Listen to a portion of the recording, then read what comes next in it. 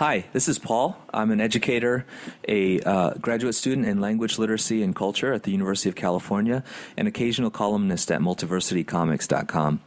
I'm a Patreon supporter of the Comics Alternative because I really value the coverage that Derek, Andy, and Gwen, and Sean, and Gene, and Shay, and all the others provide of what I think is one of the most vibrant and vital media that we have in our global society, which is comics. I appreciate the depth and the range of their coverage and their analysis, and I think they provide a vital service to the comics reading community. If you feel the same way, if you value this work too, I encourage you to go to patreon.com/comicsalternative and to be a supporter as well. Thank you for listening, and have fun. This is The Comics Alternative, episode 161, a publisher spotlight on Top Shelf.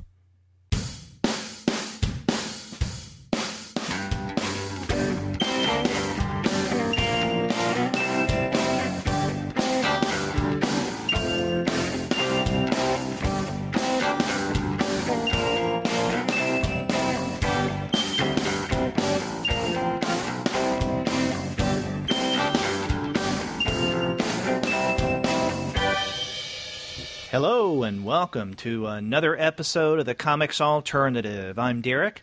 And I'm Andy, and we're two guys with PhDs talking about comics. And on this episode, Andy and I are going to shine a publisher spotlight on Top Shelf.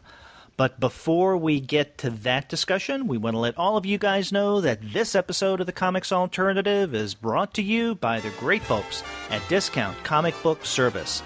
Go to their website, dcbservice.com, for all of your comics pre-ordering needs.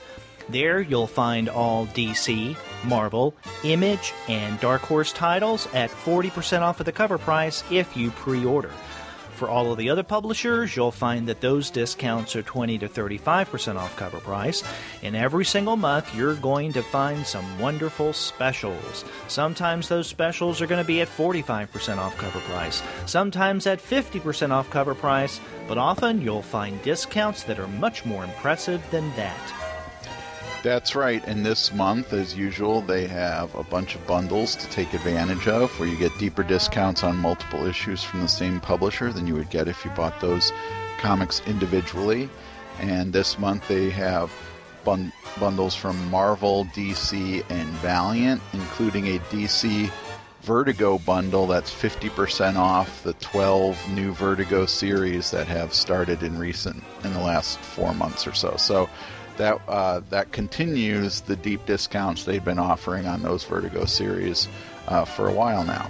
Yeah, exciting news with all those discounts at Vertigo or with Vertigo books, and you can't go wrong whether it's with Vertigo or the other publishers.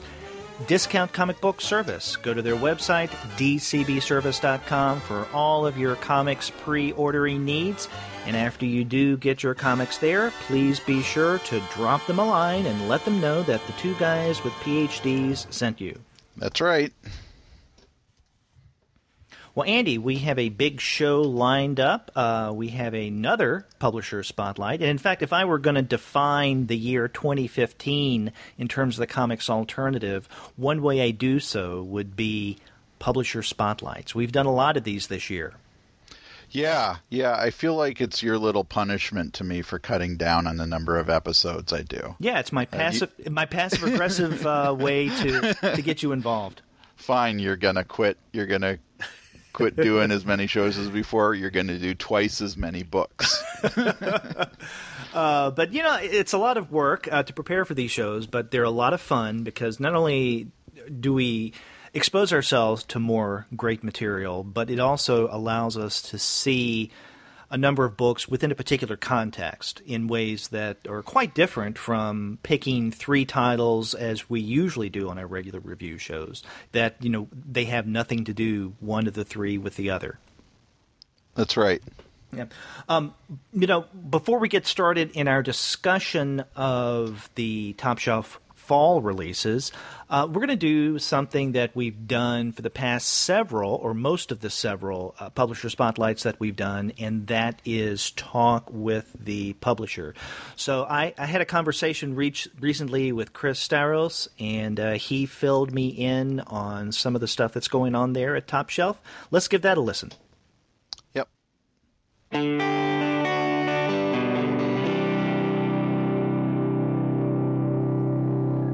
I have Chris Staros on the line. He is the publisher of Top Shelf. Chris, thank you for being on the Comics Alternative. Hey, great. Thanks for looking after so many of our creators today. That's awesome. Yeah, when I contacted you earlier this year about doing a publisher spotlight on Top Shelf, I think I'd mentioned that this was a long time in coming. Andy and I have been discussing Top Shelf books ever since we started the podcast, and it was only recently that I thought, it's time for us to actually do a show devoted only to your output. Perfect. Well, yeah, it's hard to believe that, Top Shelf's been around almost 2 decades now and, put out about 300 or 400 graphic novels. And we've really enjoyed this ride, so I appreciate the focus. Well, tell our listeners some of the background of Top Shelf, how you came to pull it all together, what was the genesis of the idea, all of that. Well, in the 90s, I think there was a big wave to sort of legitimize comics as a literary art form, to help comics grow up and, have it speak to a mature audience and be recognized as the full medium that it was, and not just an action-adventure subgenre called superheroes, And Top Shelf was a part of that wave that a lot of other publishers were in, to really produce quality graphic novel works that looked like books, but when you opened them up, they were comics. And I think Top Shelf and a lot of other publishers together were kind of successful, because by the year 2000, in 2005, everybody knew what a graphic novel was. Movies were being made by them. Libraries were taking them. Entertainment Tonight was reviewing them, all that kind of stuff. And we've come a long way. I mean, originally, Brett Warnock and I started the company in 97. We met on the convention circuit and formed the company at the Small Press Expo in 97, and went on to publish a lot of cool books since then. Yeah. So what were some of the biggest challenges in getting things off the ground? Well, I mean, we grew small. I mean, I remember the first year, I think we, made $500 and probably spent $5,000 to make it, that kind of thing. And then 20 years later, it was a multi-million-dollar operation. Things happen slowly. And you have to put a lot of work into it. I mean, we were working 7 days a week, 12 hours a day, almost this entire time. So it wasn't easy, but it grew steady but surely, and we were real proud of that. So on the average, I'll say for the past decade, how many titles have you been putting out per year? We average between 10 and 20. And in addition to that, another 10 and 20 reprints a year. So historically, we did about 20 conventions a year and put out, about 15 or 20 new books a year, typically. So it was pretty busy for all of us. Now, in terms of the authors that you publish, I'm curious how that kind of acquisition has changed over the past couple of decades. Did it start off with you reaching out to other creators that you knew, asking them if they would want to publish through your new endeavor? And now is it a matter of people coming to you? I mean, how do you find your authors? People come to us in lots of different ways. In some cases, we have relationships with really big guns that we just continue to work with. Others that we've developed over time who've, become kind of famous, which we continue to develop. And then, we get a lot of stuff in the mail. I'd say Top Shelf gets a couple thousand submissions through the mail every year, and through the internet now, of course. People send us download links to their PDFs as well now. And then, being that we did 21 conventions a year and we're very well networked in the industry through emails and websites and all that kind of stuff, we would meet people, watch them develop those personal relationships. And when you're at a convention at multiple years in a row, you can see people who are really making an effort to do their mini comics, get them out each year. You can see rapid development and growth in their work. You can also see how good they are at marketing and packaging their products. And pretty soon you've they've reached a growth point where you're just like, let's do a project together, you know, and you have that personal bond as well because you've become friends over the years also. So the relationships come in a very organic way, you know, so it's hard to pinpoint one method that works. I think you can get there in a lot of different ways. Well, you know, in addition to the titles that you come out with and have come out with this year, one of the biggest events for you this year has been your new relationship with IDW. And I'm wondering if you can tell us a little more about that, how it came about, and how has that transition been?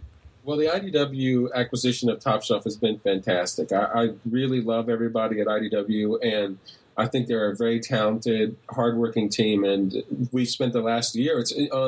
It's almost been a year now that we've been together, which is crazy, you know. And I think the integration has gone very smoothly, and I'm really excited about it. Ironically, you know, about a year ago, or well, maybe a year and a half ago, IDW and I were at a meeting together. We were both presenting our lines for the year, and I had this really oddball thought at the end of that meeting that, you know, we would make a very good fit with IDW. I said, because our line and their line would fit really well together, I thought. And I wrote a note on my my pad at home, which was to call Ted and Greg and the next day and just maybe drop a crazy idea in their ear. But before that, it could even happen. That same evening, I got a call from IDW with the same thought. We've got a crazy idea we want to pitch to you. So their idea and our idea of combining forces happened on the exact same day with the exact same people thinking the exact same thing. So we were in alignment from the very get-go of working together. And after being in the industry for 20 years, and kind of handling all of the illities and all of the finances and everything myself for that period of time, I had reached a point in time where it was time to team up with somebody and get a little help in all those other areas and focus on the creative side of things, for a while. And that's exactly what this relationship allows us to do now. And I'm really, really enjoying it. So you mentioned the financial angle. In addition to that, how has your role within Top Shelf changed since coming to IDW? Well, this first year there was a lot of integration issues to work out, so I've been spending a good part of my time doing that. But ideally, and what's been happening more and more, is that I am just able to go work on new projects down the road, and that has been what's been the most fun is, finding new talent and working on new projects and such, So, like, I've just spent a lot of time working on a new all-ages project called Surfside Girls with Kim Dwinell, and I've had an enormous amount of fun working with her on the storyline and on the script and, getting it in shape, and as she's starting to thumbnail it now. And, it's just a fun little project that I know is going to attract a lot of attention when it comes out. And working with her and then working with several other new artists that we're signing right now, that's the exciting part for me, finding the new talent, finding the new projects, helping those projects reach their maximum potential, as far as being a tight story and something really worth knocking people's socks off. Top Shelf's always been known for books with a unique art style and stories with a lot of heart and subtext. And I really want our books to resonate with people and for people to want to share them with others because they were really impressed by them. So we put a lot of upfront work into the scripts and stories to make sure that they're really good when they hit the stores. Well, I know what Andy and I are going to be discussing on our show is quite a wide variety. The 6 books that we're going to be bringing into this episode, your summer and then fall releases. So, on the one hand, we have an established creator, Eddie Campbell, that first volume of the Baucus Omnibus, but then we have newer folk like Chris Sheridan and Julian Hanshaw, and then their work is very different from what we see with Jennifer Hayden and The Story of My Tits. And then we have this adaptation of Fear and Loathing in Las Vegas, which is really fascinating. So we have a wide variety of titles, and I'm wondering what we can expect in 2016. What kind of new Top Shelf projects are percolating? Well, a couple cool things. We're still working out a few of the things, and not all of them can be announced quite yet. But we've got, of course, some some of our big guns coming out. March Book 3 will come out in 2016, closing out the trilogy of that amazing series. The second volume of Eddie Campbell's Bacchus will be out in 2016, so closing out that. And then we'll even be putting out a slipcase edition of Bacchus 1, 2, and the Alec volume in a big, giant slipcase box, which you do not want to drop out of any high story windows. It'll be lethal. And then the League of Extraordinary Gentlemen oversized deluxe edition of Century will come out in 2016. So those are some of the big guns. But we've got some really cool indie releases coming in 2016 as well. Firstly, Apocrypha Now, which is the sequel to God Is Disappointed in You, which was a huge hit for us. And so that's going to be a lot of fun. And then there's a couple of real indie darlings that are going to come out next year that I really want people to pay attention to. One's called The Fun Family by Benjamin Frisch, which is a really, on the surface, the cute, idyllic little family that's going about their life, but behind it, they're the most dysfunctional little group you've ever seen, and the story is phenomenal. And that one, I think everybody should pay attention to. And also a new book called Love Addict by Corin Shadney, who's a book about online dating, which is so relevant and so timely, and it's also a brilliant effort on his part. So those are some really cool things that we're working on for next year. And there's some others that are still being signed that are to be announced, but I'm looking forward to 2016 big time. Yeah. Well, we've always loved your titles, Chris, and it sounds like we have more to look forward to. So thank you very much for taking the time and talking with us and introducing our Publisher Spotlight on Top Shelf. Thanks very much, man. Appreciate it. So there you go. My brief conversation with Chris, giving us a little context on Top Shelf and their new relationship with IDW. Yep. Yeah. So now let's get into a discussion of the books.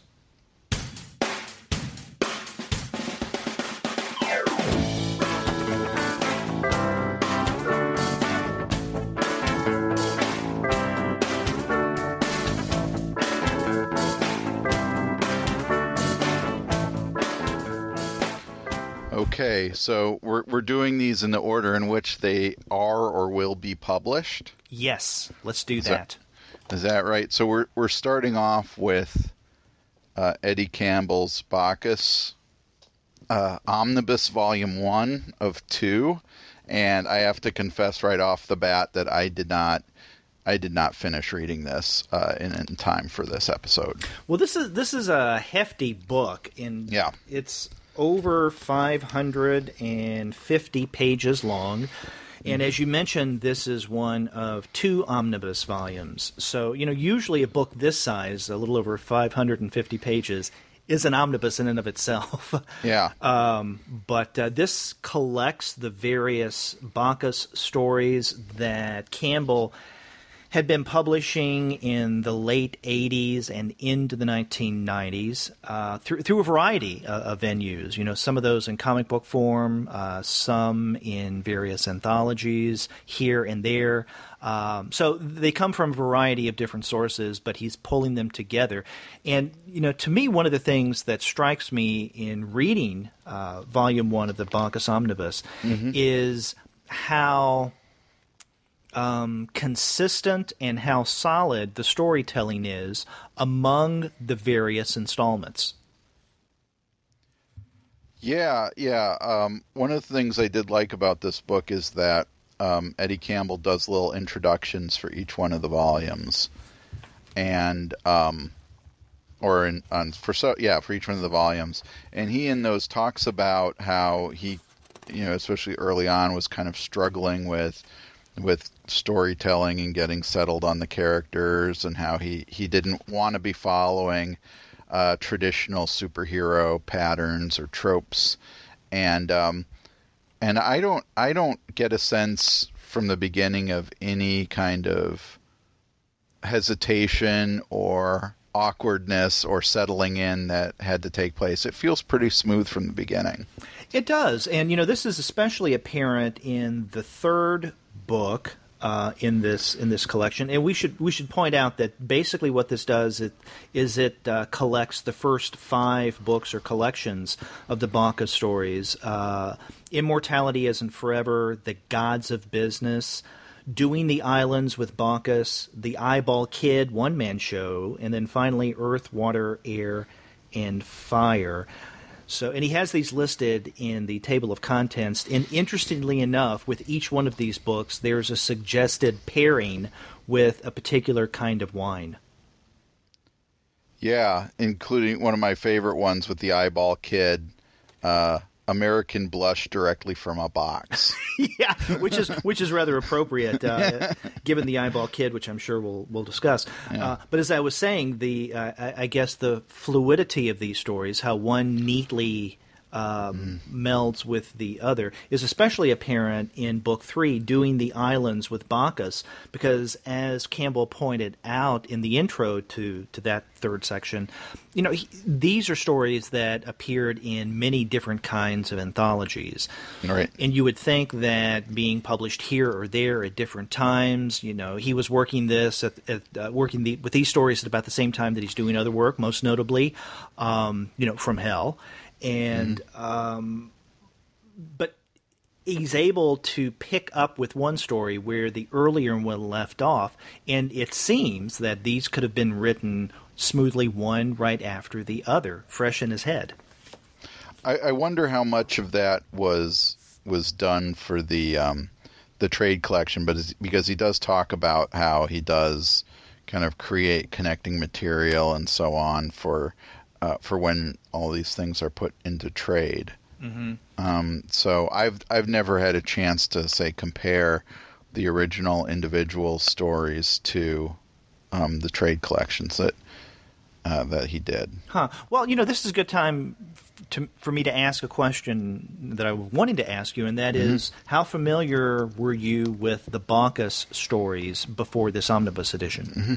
So I started reading Bacchus in what would be, I guess, into what will be the next omnibus, and it was around the time that I think not the time that Campbell and Moore had finished From Hell, but around the time the movie came out, there was an issue of Bacchus that was more kind of autobiographical in nature, that dealt with the film version of From Hell, and then and I can't remember what issue number that is, but then I kind of went back then and started getting the trade collections that Dark Horse had been putting out. So back that's, I don't know how many years ago. Oh, quite a while ago now. I had been reading it around that time. Yeah, because I was not familiar with any of the Bacchus stories. I mean, Eddie Campbell, yes. With the Bacchus stories, no. And if I did come across any Bacchus strips previously, I don't remember. Yeah, I would guess, too, that, in looking at the publication history of some of these stories, too, I probably came across several Bacchus stories in Dark Horse Presents, in the original iteration of that, and in the Trident Comics series, which I had read because of the collection of great British comic creators that were involved in those anthologies. But other than that, it wasn't until later that I got into it. Right. And again, that was because largely of From Hell. Yeah, and also some of these stories were also collected in Cheval Noir. Yes. Also Dark Horse publication. Yes. Yeah, that was when we had, quite a number of anthologies from different publishers. Mm-hmm. Yeah. You could call those the good old days if you want, but we won't go in that direction. Yep. So how was it for you revisiting these stories? I really had very little memory of them. I hate to say this. And probably because I kind of read them in a much more kind of slipshod manner than having kind of going chronologically through them. So so my memory of them was pretty shaky to begin with. But you know what? One of the things I was thinking of when I was reading this is that when I was an undergraduate back in the late 80s, right around the time that Eddie Campbell started producing Bacchus, I wasn't reading it then, but I remember taking a mythology class in college and just kind of acing it because I had so much mythological background from reading comics, from Wonder Woman and from Thor and so on. And then I wonder what that experience would have been like if Bacchus had been my primary source for mythological stories.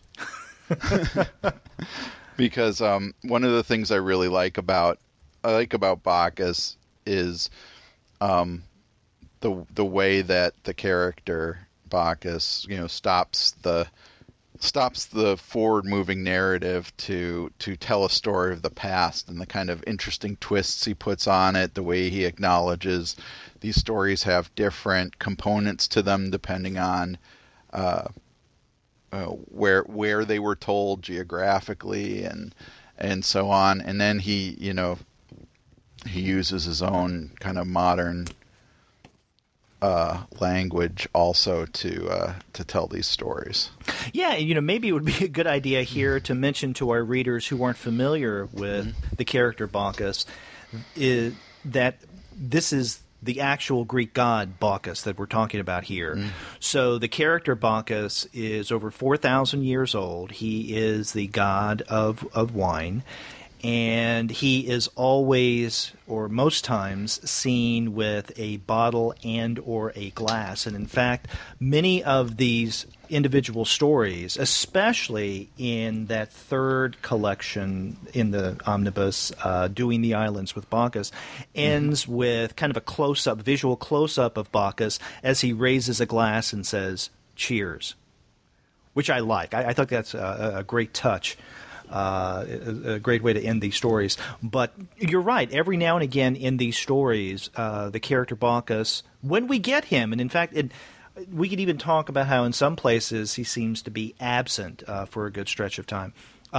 But he will give us, he or maybe one of the other characters will kind of pause and give a little exposition on whatever mythical figure he is about to, or he's in the midst of discussing, gives a little context, tells us information from his or the particular character's point of view. And you're right, there is quite a bit of myth involved. And in fact, I would venture to say that if you're not really up on your Greek mythology, then after reading Bacchus Omnibus Volume 1, you'll get an education. Not that you should consider this the definitive text for your myth, but it's one that Campbell knows what he's talking about here. He does his research, and he, I think, is accurate in the way that he takes those classic Greek myths and transforms them into the fabric of his Bacchus narratives. Yeah, exactly. And that happens pretty much right away as it almost feels like reading these first issues that you're entering into a series that's been going on for a while. He doesn't slow down to tell us exactly who these characters are right away, except that Bacchus is in. And in fact, the first story is called Bacchus is Back, which makes you feel like, oh, is this a sequel to something? And technically it is, in that it's a sequel to all of Greek mythology. Yeah. But and then the idea that Bacchus is at odds with this I guess basically crooked businessman. Joe Theseus, who is the mythological Theseus, and their conflict kind of forms the narrative that runs throughout. a lot of this series. Exactly. And in fact, over this first omnibus, basically there are three main characters that come into play. There's Bacchus, there's Joe Theseus, and then there is the Eyeball Kid. Yeah. And I mean, there are other figures that come into play, you know, many, if not most of which are based on Greek myths. And they're important components to the story, but those are the three main players. Yeah. So you're right. In that first story in this collection, Bacchus's backstory, we get him in jail because he had a little revelry the night before. So the authorities put him in jail, and we don't even know exactly where this is taking place or where he is in jail. It's unclear there, and I think perhaps intentionally so. But a guy in the neighboring cell is talking with him. He ends up calling him Deadface, and so because Bacchus looks very, very old. And that's when Bacchus tells this guy, whose actual name we learn later is Bertie, who is an associate of Joe Theseus. And that's how Joe Theseus finds out that Bacchus is definitely after him. He better watch out. And then as this story evolves into the following stories, much of that exposition is filled in. And I think at one or two places in this omnibus volume where Eddie Campbell introduces one of the first, one of the 5 books that this collects, the original collections. He did mention that some of these characters kind of evolved as he went on. So, for instance, he says at one point, if I remember correctly, that Joe Theseus and his gangster background is something that he didn't really play up as much at the very beginning, but he does later on. And in fact, the second book in this collection, The Gods of Business, that's one where we almost see Bacchus completely absent. He's in the very first part of that second collection in the omnibus, but after the first few pages, if he's anywhere, it's just in passing mention by one of the other characters for the most part, and that's basically Theseus' story. And the Eyeball Kid. And the Eyeball Kid, right. Now let's explain to those who may not know this intriguing character, the Eyeball Kid. Okay, who is the Eyeball Kid? Okay, so the Eyeball Kid is the son of Argus, the 100-eyed beast that I guess Poseidon kills. Is that right? That Zeus. Zeus kills. Okay, and so the Eyeball Kid has 10 sets of eyes, but as someone when Bacchus is telling the story of the Eyeball Kid, someone asks, "You mean he has 20 eyes?" And no, that's not the case, because he is missing one eye. One set of eyes is missing an eye. So there's an eye patch over, I think, what is it, the 4th set of eyes down, or the 3rd set? I think maybe the 4th from the top. Yeah, and so he's got this very, very long face that has 10 very distinct sets of eyes. Literally long, not metaphorically a long face. And one of the things I find fascinating about the Eyeball Kid is that nobody seems to think of him as odd. When he shows up on the airplane at the beginning, or when he's on television with Joe Theseus a little later, nobody seems to be acknowledging the fact that this guy has 10 sets of eyes. That's right, and so I mean this underscores much of the book's humor, because there's a lot of it here in Eddie Campbell's work, and along with that, the Eyeball Kid is about the only character in this omnibus that stands out because he doesn't look, anyway approximating realistic. All the other characters, in one way or another, they may have their differences. They may not look completely human, but for all practical purposes, they are. They do look like regular humans. Whereas the Eyeball Kid, I mean, you described his long face. He literally is a long face with all of these eyes. And they're 10 sets of eyes, but they're not the same eyes. In other words, each set looks like it appears from different people, and they're distinctly different. So even if you look closely, you can see that they have different tints, they have different shapes, each pair. And then there's that obvious one pair where one eye is out and where Joe the Eyeball Kid is wearing an eye patch. So I mean, he is a creepy looking character. Yeah, and each set. I mean, one of the kind of brilliant things that Campbell is able to pull off with the Eyeball Kid is that each set of eyes has a different expression on them too. Right.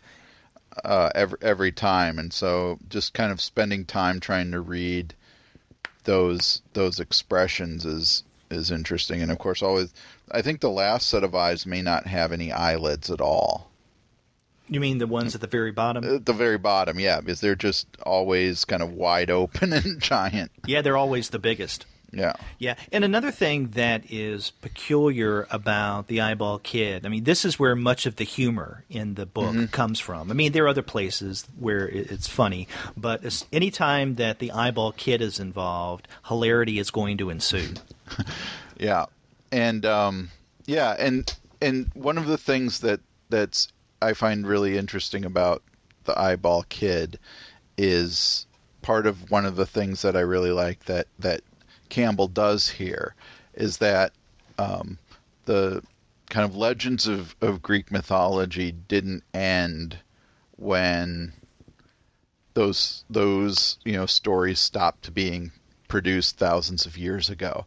That these gods and so on and their effect on human beings have continued, and so the Eyeball Kid has his own mythology that is fully created by Campbell and not tied into any kind of myth of the Eyeball Kid or whatever he might have been called in ancient Greek mythology.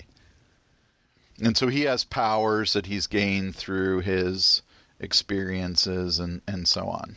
Yeah, and along with that, he and then others point out that the Greek gods, their existence, their time on Mount Olympus did not end with the Greek or Roman empires and their falls, because they continued on. And it wasn't until just the past, 400 years or so that the Eyeball Kid basically destroyed Mount Olympus. Relatively speaking, it wasn't that long ago. And how he does so, again, it's a part of the humor. He steals a little bit of Zeus's power, being able to, shoot lightning bolts, from his fingertips, and he ends up killing Zeus, taking all of his power. And so now we have this long-faced individual, with 10 sets of eyes, who is going around shooting up people, not indiscriminately though, with lightning bolts shooting from his fingers. And when we first see him making a gun with his hand, I wondered, what the hell is he doing? And then all of a sudden something comes out of it, and then we learn, soon after, this is, the lightning bolt power that he stole from Zeus. Yes. Yeah. So this is a powerful being. Yeah, perhaps the most powerful being. Yeah. As some even mention. Yeah.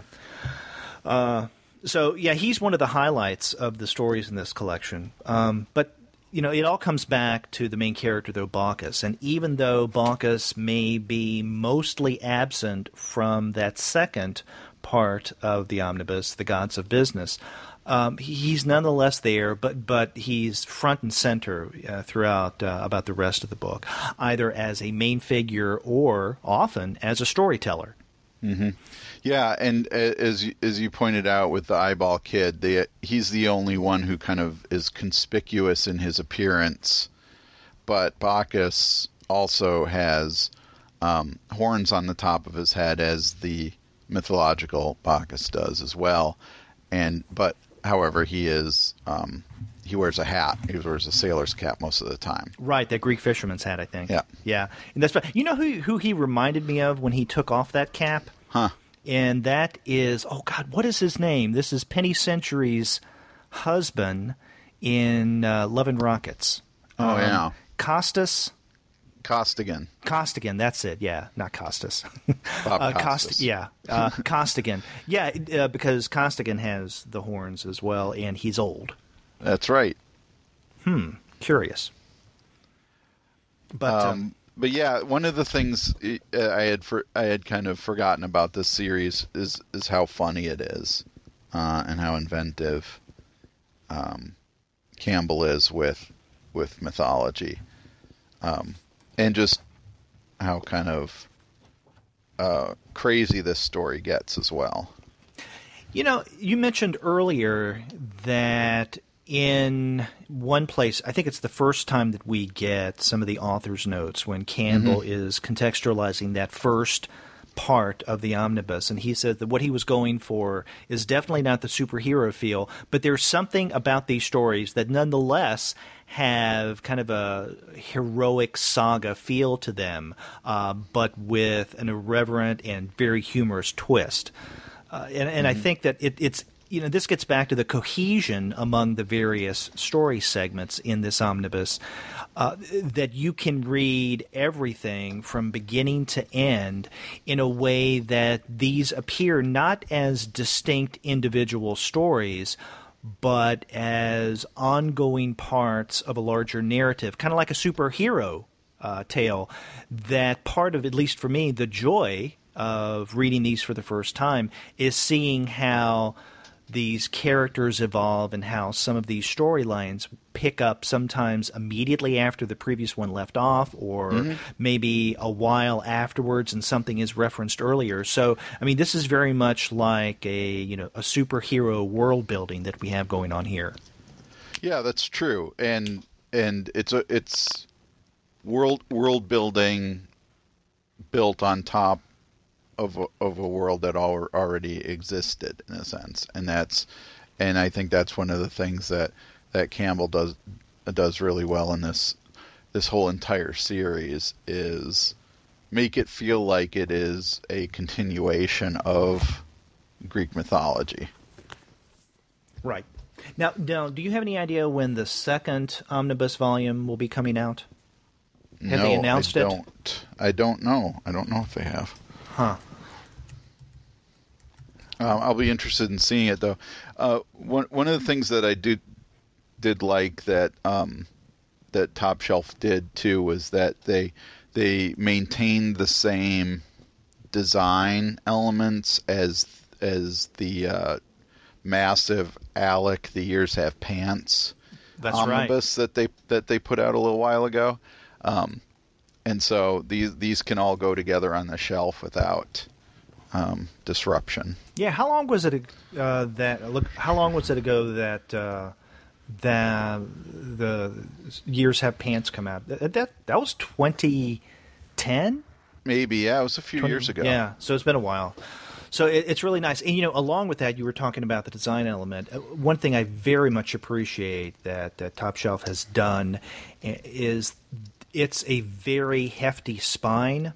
Now, this is a paperback. Yeah. And one of the dangers of doing a book this big, this thick, this many pages in just paperback form, it's easy for the spine, when you open it, almost anywhere, to kind of easily break.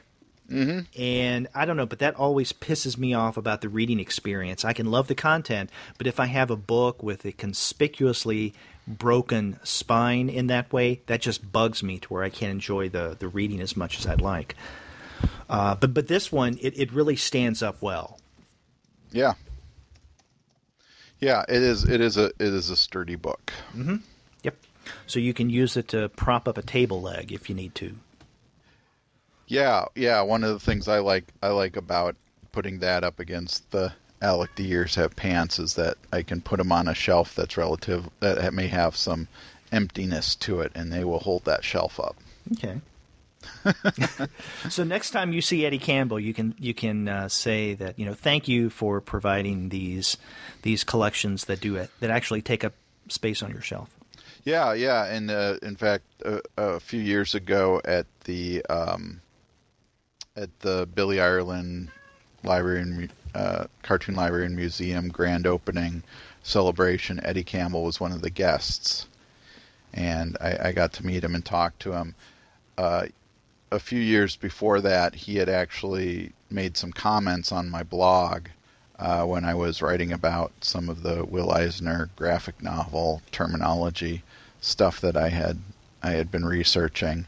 But when talking to him at the conference, he had no memory of that. So, but he was a funny guy. His presentation was hilarious, and he actually had shown.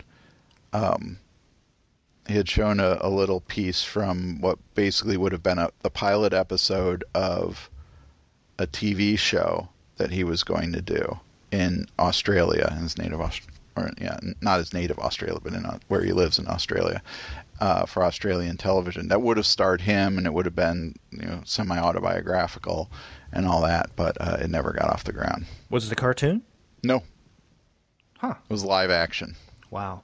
Yeah, it was fun though.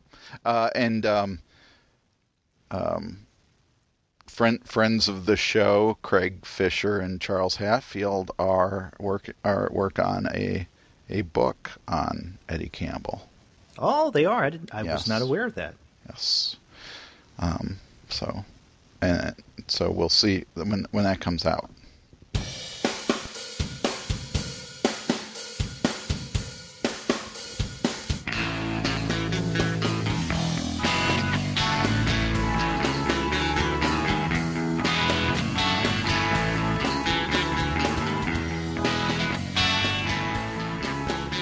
What do you want to move on to the next book from Top Shelf? And this one came out in August. Baucus originally came out in July. The next one, Motorcycle Samurai by Chris Sheridan, came out in August. And this is not the first time that you and I have discussed Motorcycle Samurai. Yes, that's right. We talked about it on, what was it, our very first webcomics show? It was we called it the digital comics. It was devoted to digital comics, and that was January of 2014. So almost, but not quite 2 years ago. And we looked at, I don't know, it was something like 6 or 7 digital comics, and this was one of them. And I remember maybe more than 2 of the digital issues of Motorcycle Samurai had come out by that point, but I had only read the first 2. There was the 0 issue, and then there was issue 1 of Motorcycle Samurai. Yeah, that's right. So I can't remember, is the 0 issue, or there was something like a Christmas special or something. Oh yeah, I read that one as well, but that's not in here, in this book. Isn't it? The Christmas one? Isn't it the one where isn't it early in the book where the guys working on the chain gang, one of them runs and escapes to the balloon? Oh no, that's actually issue 1. Okay. Of the digital comic. Okay. And this originally came out again, it was a Top Shelf book, but it came out through Comixology as digital only.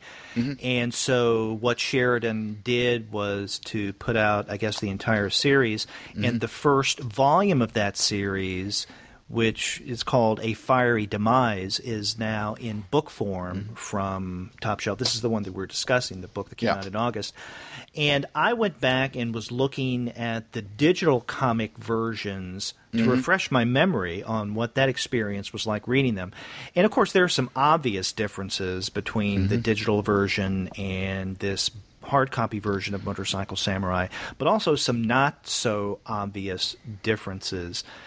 And I'm sure that this is something that we highlighted on that show from almost 2 years ago.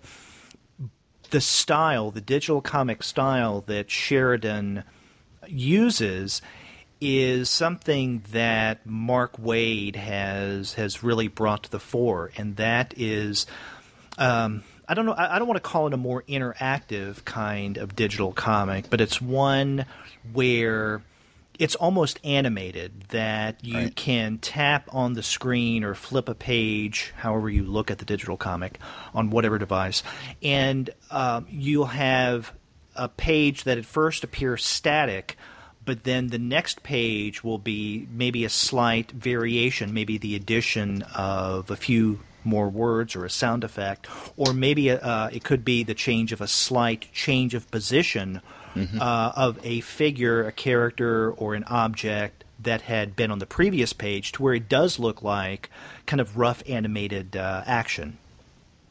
Right.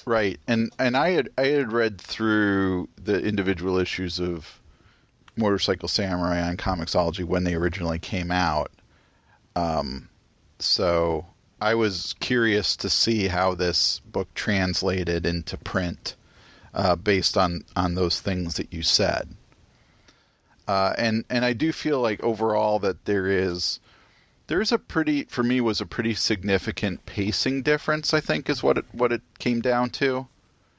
I think for the reasons that you give there, that having a page that is only kind of subtly different from the previous page as you're tapping on it through the thing creates a kind of rhythm to reading the story that's really missing from the print version.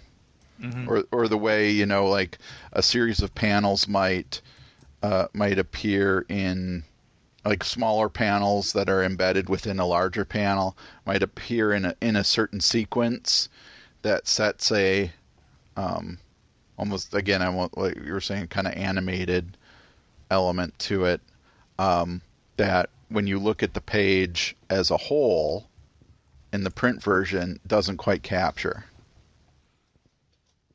Exactly. One thing that, getting back to the animation part, I think that the style of Sheridan's digital comic art that, I link to what Waid does with a lot of Thrillbent stuff. Right. It's almost as if that could be animated, but it's a different kind of animation. There are a number of digital comics and web comics as well that are animated without any interaction from the reader. And an example of that is one that Wolverton and I discussed several months back by Jen Lee. It's called Thunderpaw, and there are parts of that web comic that are definitely animated and other sections that are more static. This one, if there is Motorcycle Samurai, the digital version, if it does appear animated, it's only because of some interaction that we as readers perform on the screen. So I do think it's something like animation, even though not technically that. No. Now, you were describing some of the differences between the digital version and the print version of Motorcycle Samurai. Were you suggesting, did I hear correctly, that you may privilege the digital over the print? I think so.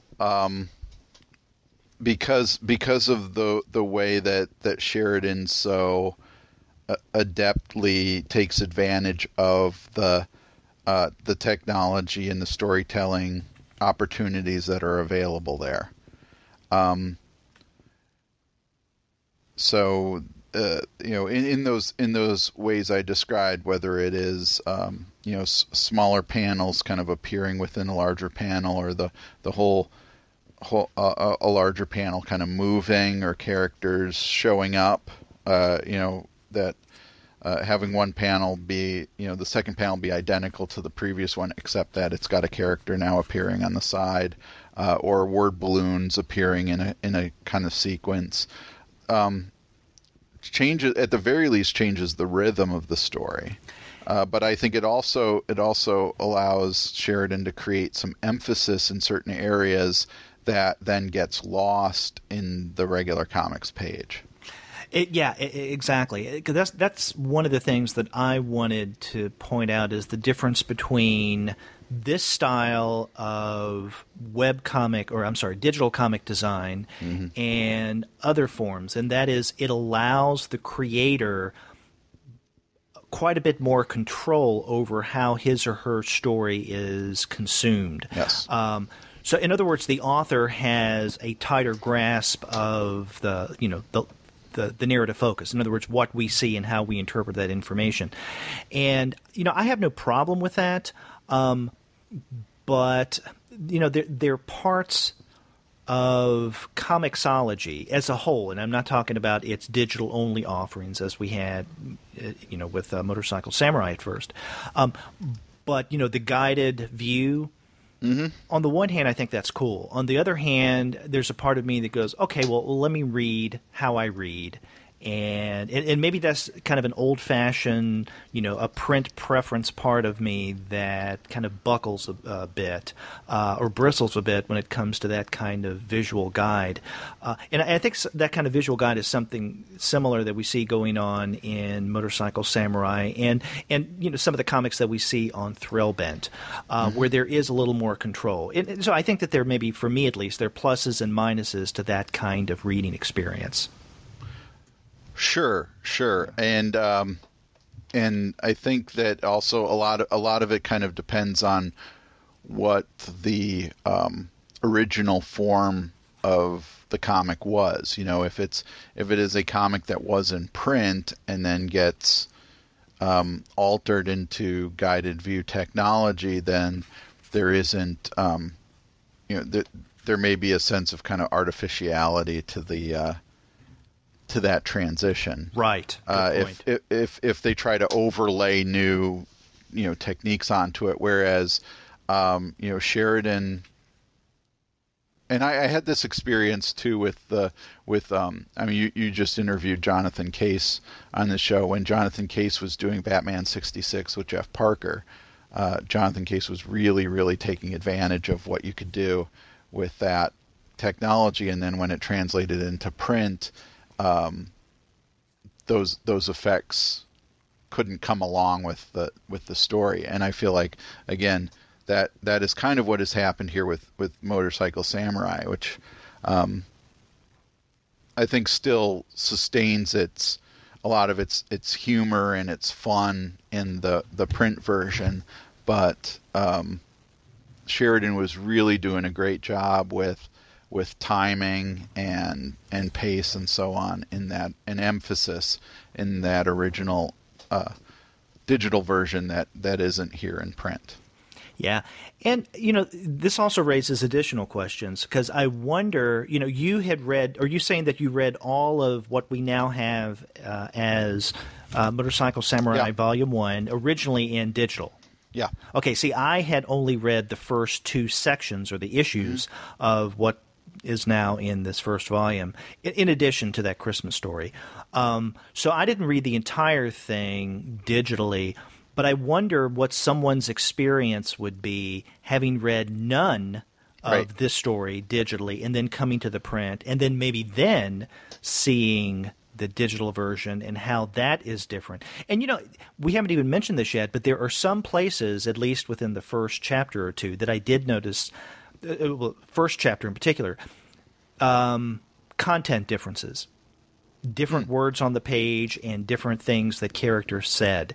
And at first I doubted myself, but I went back to the digital version while I was reading the print copy just to make sure that there was some difference in what some of the characters were saying. And there was. And so, one of the things that I guess Sheridan did was in changing format, going from that digital to the print, he may have felt that he needed to change some of the content to make those kind of adjustments that needed to be made going from digital to print. That's interesting. I never went through and made that comparison. Now I'm curious to do that, to see what the differences are that he did go through and essentially revise the comic, and then to what extent. Yeah, I don't remember any significant differences in Chapter 1 that I can remember, but I did notice some in the initial chapter, which was issue 0 in digital, and it's called the Prologue, which is titled Water and Fire, in the book. And when Motorcycle Samurai first comes to this town, when she encounters the Hornets, or a version of the Hornets, there are certain things that she says that's different in the book, the print version, than in the digital. That's curious. I'm going to have to take a look at that. Yeah. So, but I'm wondering what someone's experience would be, kind of the inverse of yours. You know, never having read the digital, first reads the print and then goes to the digital, or maybe someone who never at any point will read the digital, and to see if they get out of the print what, let's say, like you or I got out of maybe just sticking with the digital version. If there's much of a difference there. And it is a different game. Another thing that this raises is issues of audience. I have no way of knowing this, but I would be curious to know the kind and definitely the amount of audience that Sheridan got for the digital comics, and how that may compare to whatever audience he gets for this print version. Yeah. Because, you know, the decision to go from digital to print, and a lot of creators do this, but that decision, and I'm not just talking about webcomic creators that eventually get to print. Of course, there's tons of that. But if you have not a webcomic, but a digital comic, and then make the decision, okay, I want to put this into print form. I mean, there has to be reasoning for this. I mean, are you trying to make more money, which is fine? Or are you trying to reach a wider audience? And if so, are you actually reaching a wider audience? Or are you going to primarily be writing for those who already read the digital? They just want a hard copy in their hands. Yeah, that makes me wonder why there wasn't, say, well, I guess the 0 issue was free, right, on Comixology. So there is a free version that someone could go check out, but there isn't a lot of direction for the reader to do so in this book. So if somebody were to come to this, the print version initially, it would have been nice if there were maybe a little introduction or something that would give them direction. You can go to check out to see what this was like as a digital comic. Go to Comixology. There are some acknowledgments and thanks at the very beginning that do point to that, but not anything that says that, or even maybe even a code to get the 0 issue in the first issue or something like that. Yeah, and in fact, one could read the book, the print version, Motorcycle Samurai Volume 1, A Fiery Demise, and not have any idea that this started out, and there still is, a digital version that they could find on Comixology. Because if they don't read some of the blurbs on the back, I know that there's one, for instance, from Multiversity Comics, easily one of the best digital comics out there. And then on the copyright page, there are 1 or 2 references to Comixology. There's a reference to Thrillbent. Right. But if you don't pick up on those clues, you could read this without knowing that there was a digital version of this. Right. And maybe this was intentional. I'm wondering, because maybe that's the way for Sheridan to let this manifestation of Motorcycle Samurai stand on its own. Yeah. And I'm curious to see where this series goes too, because while the first volume does end pretty definitively, there's probably still more adventures for the wandering motorcycle samurai to have. Yeah. Now, are there any more issues of Motorcycle Samurai on Comixology that are collected in this book? That's a good question. I don't know. Huh. Because I would assume so, because there is the promise of finding out more about the Hornets. Right. Right, and that was always something that struck me as odd when I originally read it, that there wasn't that Zero issue is so promising and so much fun with the interactions between the Hornets and Motorcycle Samurai, and then nothing ever comes about with that later. Right, but also, especially as we get toward the end of the book, where there's this final showdown with Boss Parker, the Motorcycle Samurai mentions the Hornets more than once, and so there's the suggestion that we're going to be learning more about the Hornets. And if this is called Motorcycle Samurai Volume 1, then it just assumes that there is going to be at least a Volume 2, at least I think. Yeah. Yeah. And to answer the question, no, there's only the 5 issues of Motorcycle Samurai plus the Christmas. The Christmas story. Okay. That's interesting. Yeah, so the Christmas story is the only is free. The free comic book day issue is free, and then there's another free story called Variable, which I'm not sure about. I don't think I ever actually read that. And then the others are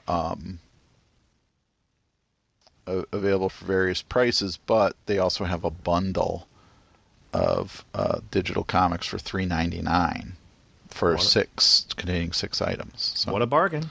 Yeah. So if someone had gotten this in August and hadn't checked out the digital comic, I would really strongly suggest that, because it is a different experience. Same story, but a different experience. Yeah. And, it strikes me that we've spent most of our time discussing the format, or formats, plural, of Motorcycle Samurai without talking much about the content. But yeah. One of the reasons why I really like Motorcycle Samurai, is the way that it mashes up genres. In many ways, this is a Western, a classic Western. Right. On the other hand, it is kind of a sci-fi, futuristic, almost post-apocalyptic narrative that sits on top of, or is embedded within, the Western genre. So there are a lot of different things going on here. And I think that's part of this story's charm. Yeah. Yeah, absolutely. And it's, and we're in a world now where post-apocalyptic stories are a dime a dozen. But I do find, one of the things that Motorcycle Samurai adds to that genre is, even the Western approach to the post-apocalyptic story has been done before, but I think it's a lot of the humor and the language that Sheridan uses, and in some ways it reminds me a lot of the way characters talk in a Coen Brothers movie. And I think that makes it a fun book to read. Yeah, definitely. In terms of the humor, in fact, much of this comes out in the character of Roy Keane. He's the sheriff. Yeah. Of the town. Oh God, and the town is called. I'm blanking here. Yeah, it's Trouble. It's Trouble. Okay. Yeah, which is part of the humor right there. But Roy is not the typical Western sheriff, because there's a part of him that is this kind of silent, tough guy. At the same time, this is someone who really does enjoy his espresso machine. Yeah. And he talks about it often. And in fact, there's a pack on his back that he wears that looks, sci-fi futuristic, but actually it houses his, or one of his coffee machines. Yeah. Yeah. So instead of being a jetpack. Yeah. And the person that he's fighting at the very beginning, Archibald Hollister Pennyworth III, and who is actually a friend of his. You would think that with his British-esque or Aussie background, that he would be the one that would seem, it's not the best word, but a little more effeminate in the way that he, appreciates his tea. And we even see him, Archibald, drinking tea with his pinky out. But it's actually Roy, as the story unfolds, that seems much more obsessed over beverages than Archie. Yes. So this is a fun story, whether you read it in digital format through Comixology or in print in the book that Top Shelf just recently published in August. So either one of those you definitely have to check out. Yes. Yeah. Oh, and we should mention before we move on to our next book that, as fate would have it, Chris Sheridan emailed me several days ago, and I think it was because I had posted on my Goodreads site that I had recently read Motorcycle Samurai. So he is connected with me on there, I guess, and he emailed me to thank me and to point out that he has just recently wrapped up another digital comic, and this one can be found on Thrillbent. This is Space Bat and the Fugitives. So I'm looking forward to that. Yeah, it looks really good. So you guys check out Motorcycle Samurai and then head over to Thrillbent to look at Space Bat. Yeah.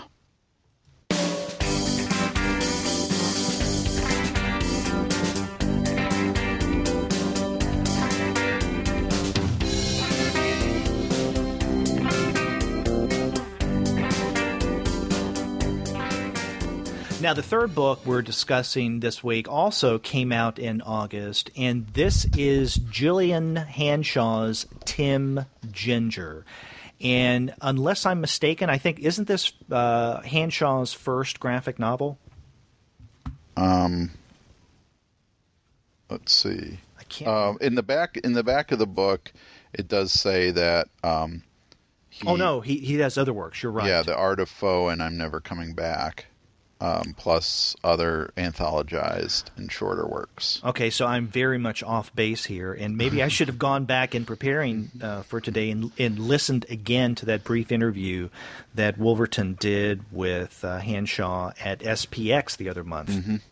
And he's British, right? Right. And but this story, Tim Ginger, takes place mainly in the U.S., specifically in the Southwest, New Mexico, and so on. And one of the things I was thinking about after having read this is how would I summarize this book? Do you have you taken a shot at that?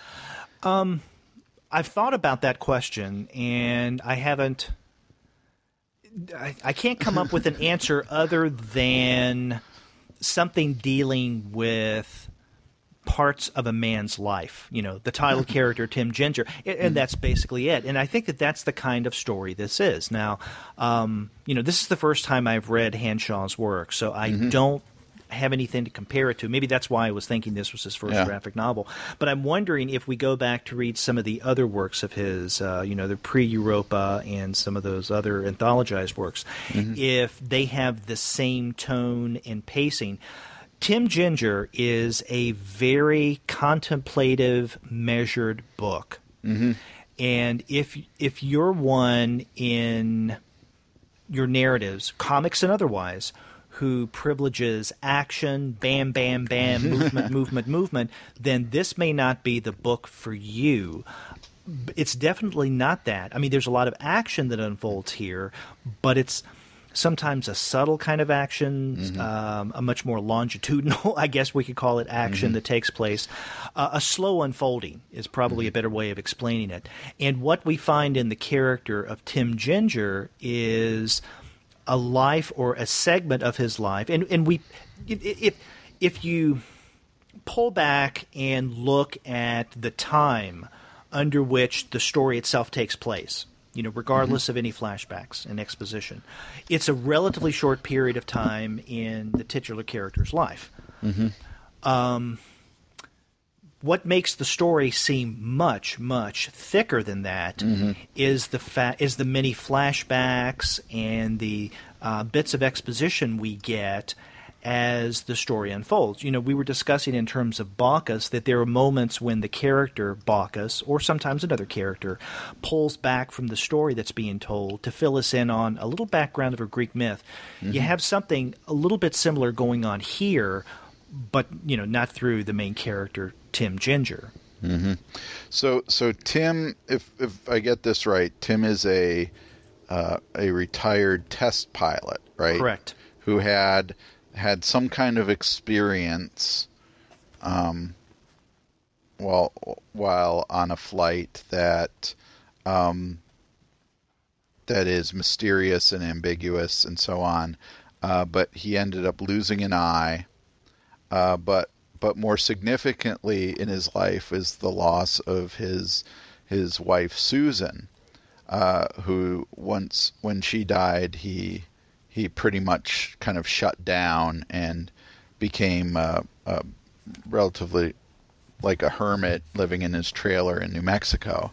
Right. And the only kind of social activity he seems to have is cricket. Is cricket? Go ahead. Right. No, he's cricket, but he also goes around. He's written a book. Right. And he works the circuit along with a few others on working for the government. Some of mm-hmm. what he experienced, he says that, you know, he can't reveal mm-hmm. Because it's, you know, according to the government, secretive. And so the series of smaller conferences or conventions mm-hmm. that seem to breed conspiracy theory, X-File mm-hmm. kind of ideas that something's going on out there. Right, but he only does that at the kind of beginning of this book. He has resisted his agent's prodding to go out on that circuit, even after the book that he's written has been successful. Mm-hmm. And so he does make the decision at the beginning to break that shell and take up his agent's request to do it, to go on the circuit. And that was what I was going to ask. One of the things I did want to ask you is what you explained there.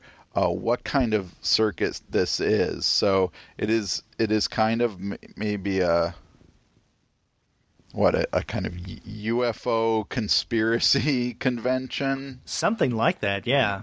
Yeah, which makes me wonder then, because he at these conventions he ends up meeting with two characters who have an impact on his life and the rest of the story. One is the character's name Carl? Is that it? Right, the conspiracy guy. The conspiracy theorist who is wearing a neck brace through most of the story, and who believes that Tim experienced something while in the Air Force that he has not revealed, but he is the only person who can. And then he also meets this woman, Anna, who was someone he was close to also while in the Air Force and while married to his wife, Susan. And she is promoting a graphic novel that she has created that in which she interviews people who have chosen to be childless. Right. And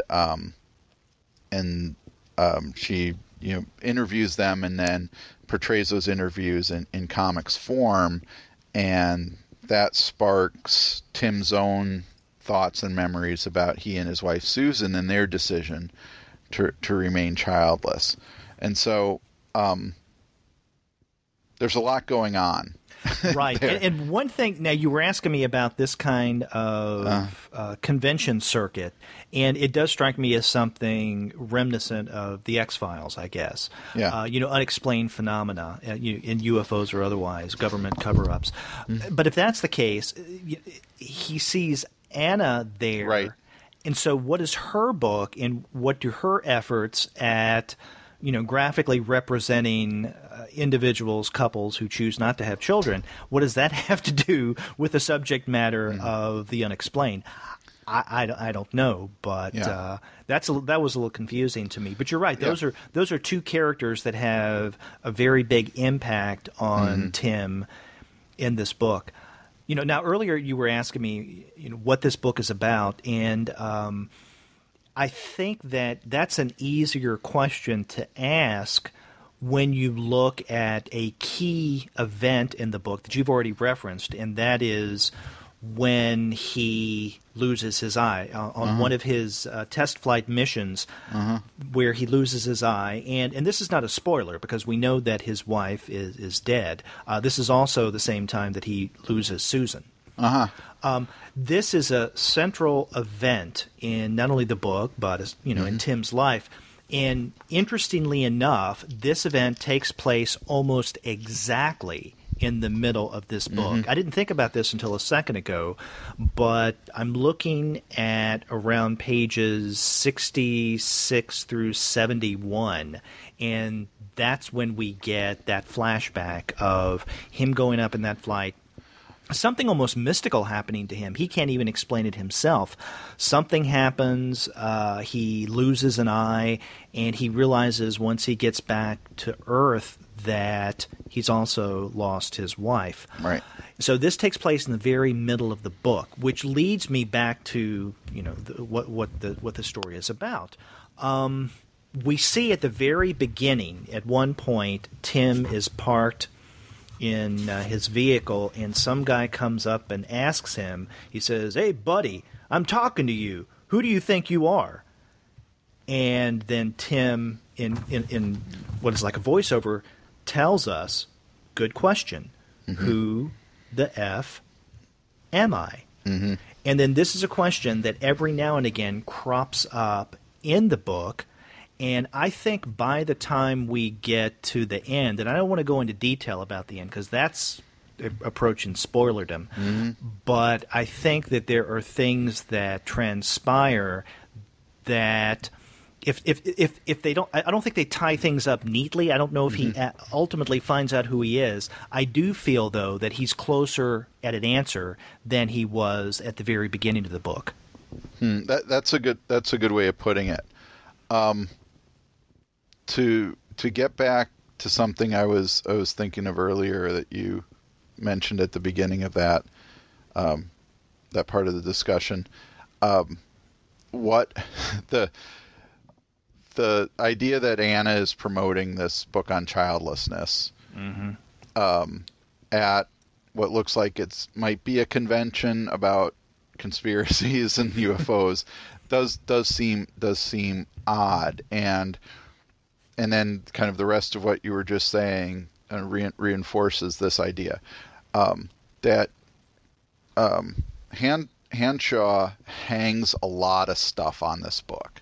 There are a lot of topics and themes, whether it is the kind of supernatural experience that Tim may have had while as a test pilot, the conspiracy theories that Carl tries to prod from Tim, the topic of childlessness, and the overarching kind of topic of loss, and Tim also and Anna, what their relationship could be like in their waning years.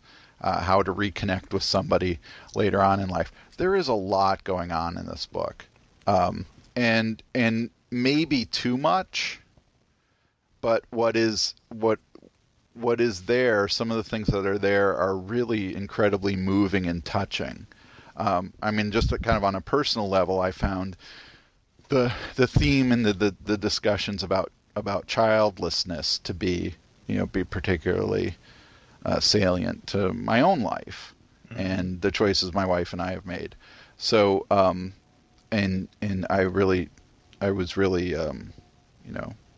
incredibly moved by those elements, and the way in which Tim goes kind of back and forth in his feelings about whether he could reconnect with Anna and would this be a betrayal of Susan and so on is also incredibly moving. So I think there were many times when I was reading this book that I felt this may be one of my favorite books this year. and then there were other times when I was reading, I was like, oh, I just wish this idea had been developed a little more. Yeah, I definitely see where you're coming from on all accounts. And first, let me say that I have to chime with agreement in this being one of my favorite books of the year. It's mine too, or one of them. And I'm sure we'll be hearing about this in late December when we do our end of the year show. Mm-hmm. And I think one of the reasons why I do find this so powerful is, and maybe this says something about what I privilege in my comics. This is one of the most novelistic of the books that I've read this year. And it's very similar to the feeling that I had after reading Dharma Punks, which Gene and I discussed a couple of months ago on an earlier episode.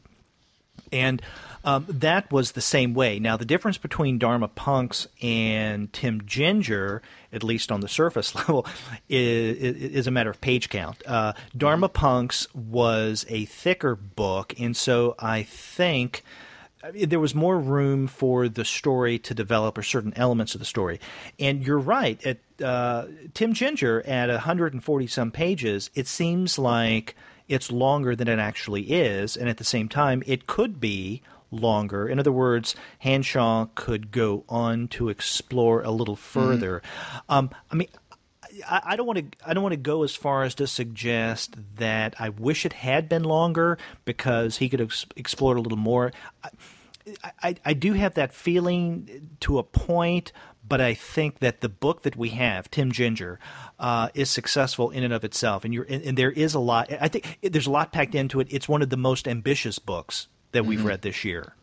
Yeah, I think ambitious is a good way to describe it, because in the end, I personally ended up feeling like it was a bit too ambitious.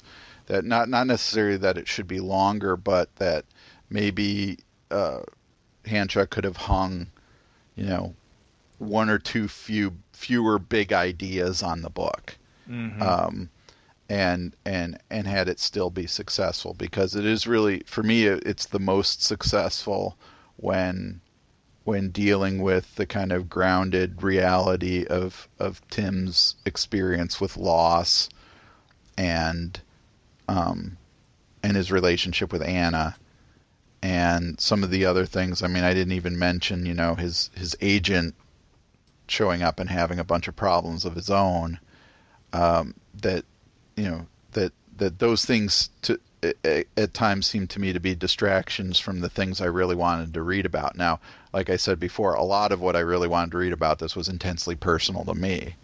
So, someone else coming to this may have felt like, oh, I really liked the interactions with Carl and the conspiracy theory stuff and the unexplained phenomenon and so on. But I really like the personal story the most.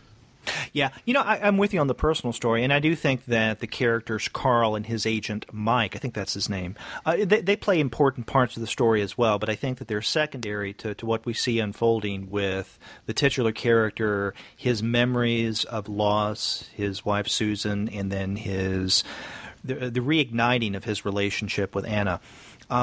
You mentioned that the personal really resonated with you in Tim and his wife's decision not to have kids. On the opposite side of that, because, Mandy and I have a couple of kids, and, we made a conscious decision, it was an accident, to have kids. And so what this did was to make me think again, as I have in the past, but I don't think about often, why did we have kids, and then why do people have kids? And in many ways, it gets back to one of the major themes in this book, and that is identity.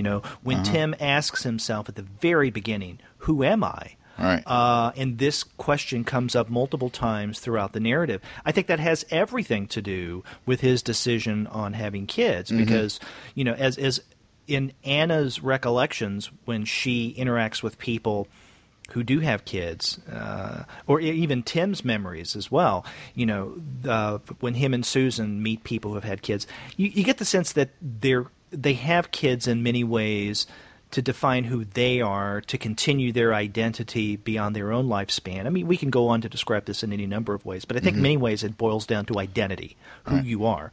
And so, I mean, that causes, his decision to remain childless also resonates with me, because that gets me questioning, why did we make the decision, Amanda and I, that we did? And what does that say? And I think that theme works really well into not only his sense of loss with his wife Susan, but also, as the reader will find out when they pick up this book, what the missing eye has to do with the story.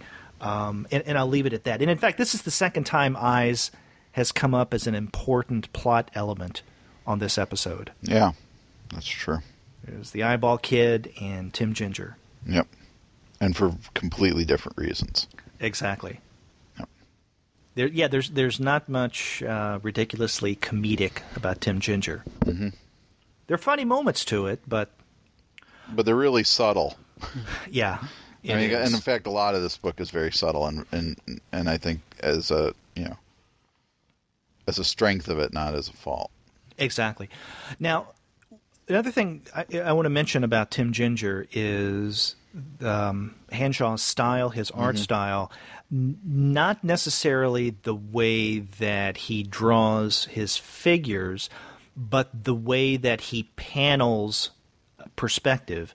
One of the reasons I really liked this book is that it seems, more times than not, when Hanshaw is telling the story, we get a visual focus not on something that's actually happening with the action within that story, but on tangential elements. So there could be a visual paneling of a memory that may be linked in an indirect way to whatever's happening, or Tim, as a character, could be focusing on something very simple and mundane, an object in the room, instead of on, let's say, focusing either outwardly on some event that he sees going on, or inwardly on a memory.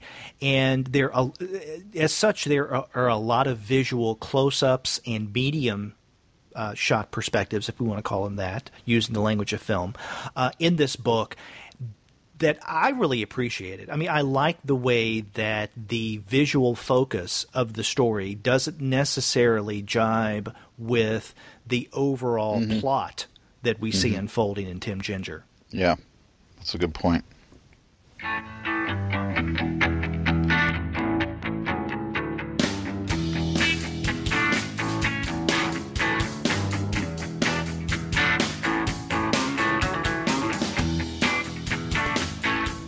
So, what do you think of our next book, Jennifer Hayden's The Story of My Tits?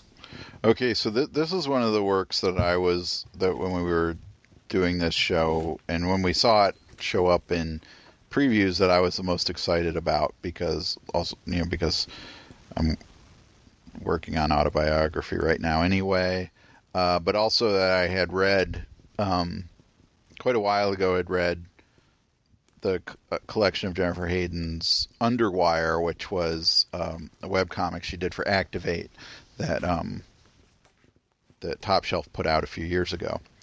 And in that book, the introduction by Dean Haspiel talks about how he invited Jennifer Hayden to do Underwire for Activate when he saw her working on the working pages for The Story of My Tits. So, as Hayden says in the back of this book, she's been working on this book for quite a while, 8 years, I think, up until this point. And so, in the meantime, she's produced this other work, but often with the kind of hint at this larger project to come. So, I'm glad after this time that we're seeing The Story of My Tits, which is Jennifer Hayden's story about her not only her own experience with breast cancer, which puts this book alongside Marisa Acachela Marketo's Cancer Vixen, and Right. The Cancer Made Me a Shallower Person. But it's different in that it is really only the last maybe third of the book that deals with her own cancer narrative, and the earlier parts of the book deal with her her adolescence, growing up, how she related to her breast development, her relationship with her boyfriend, who then becomes her husband, and members of her family, female members of her family in particular, who deal with cancer. Right. And I'm glad you mentioned the way that the book is set up and how that relates to the title, because, yeah, this is more than just what we would find in, let's say, Cancer Vixen. This is not just excuse me, the story of Jennifer Hayden's bout with breast cancer. She does have breast cancer, so there's no surprise there. And it's not, well, and it's also her story about her relationship with her breasts, right, and especially what that means to women, right? Right.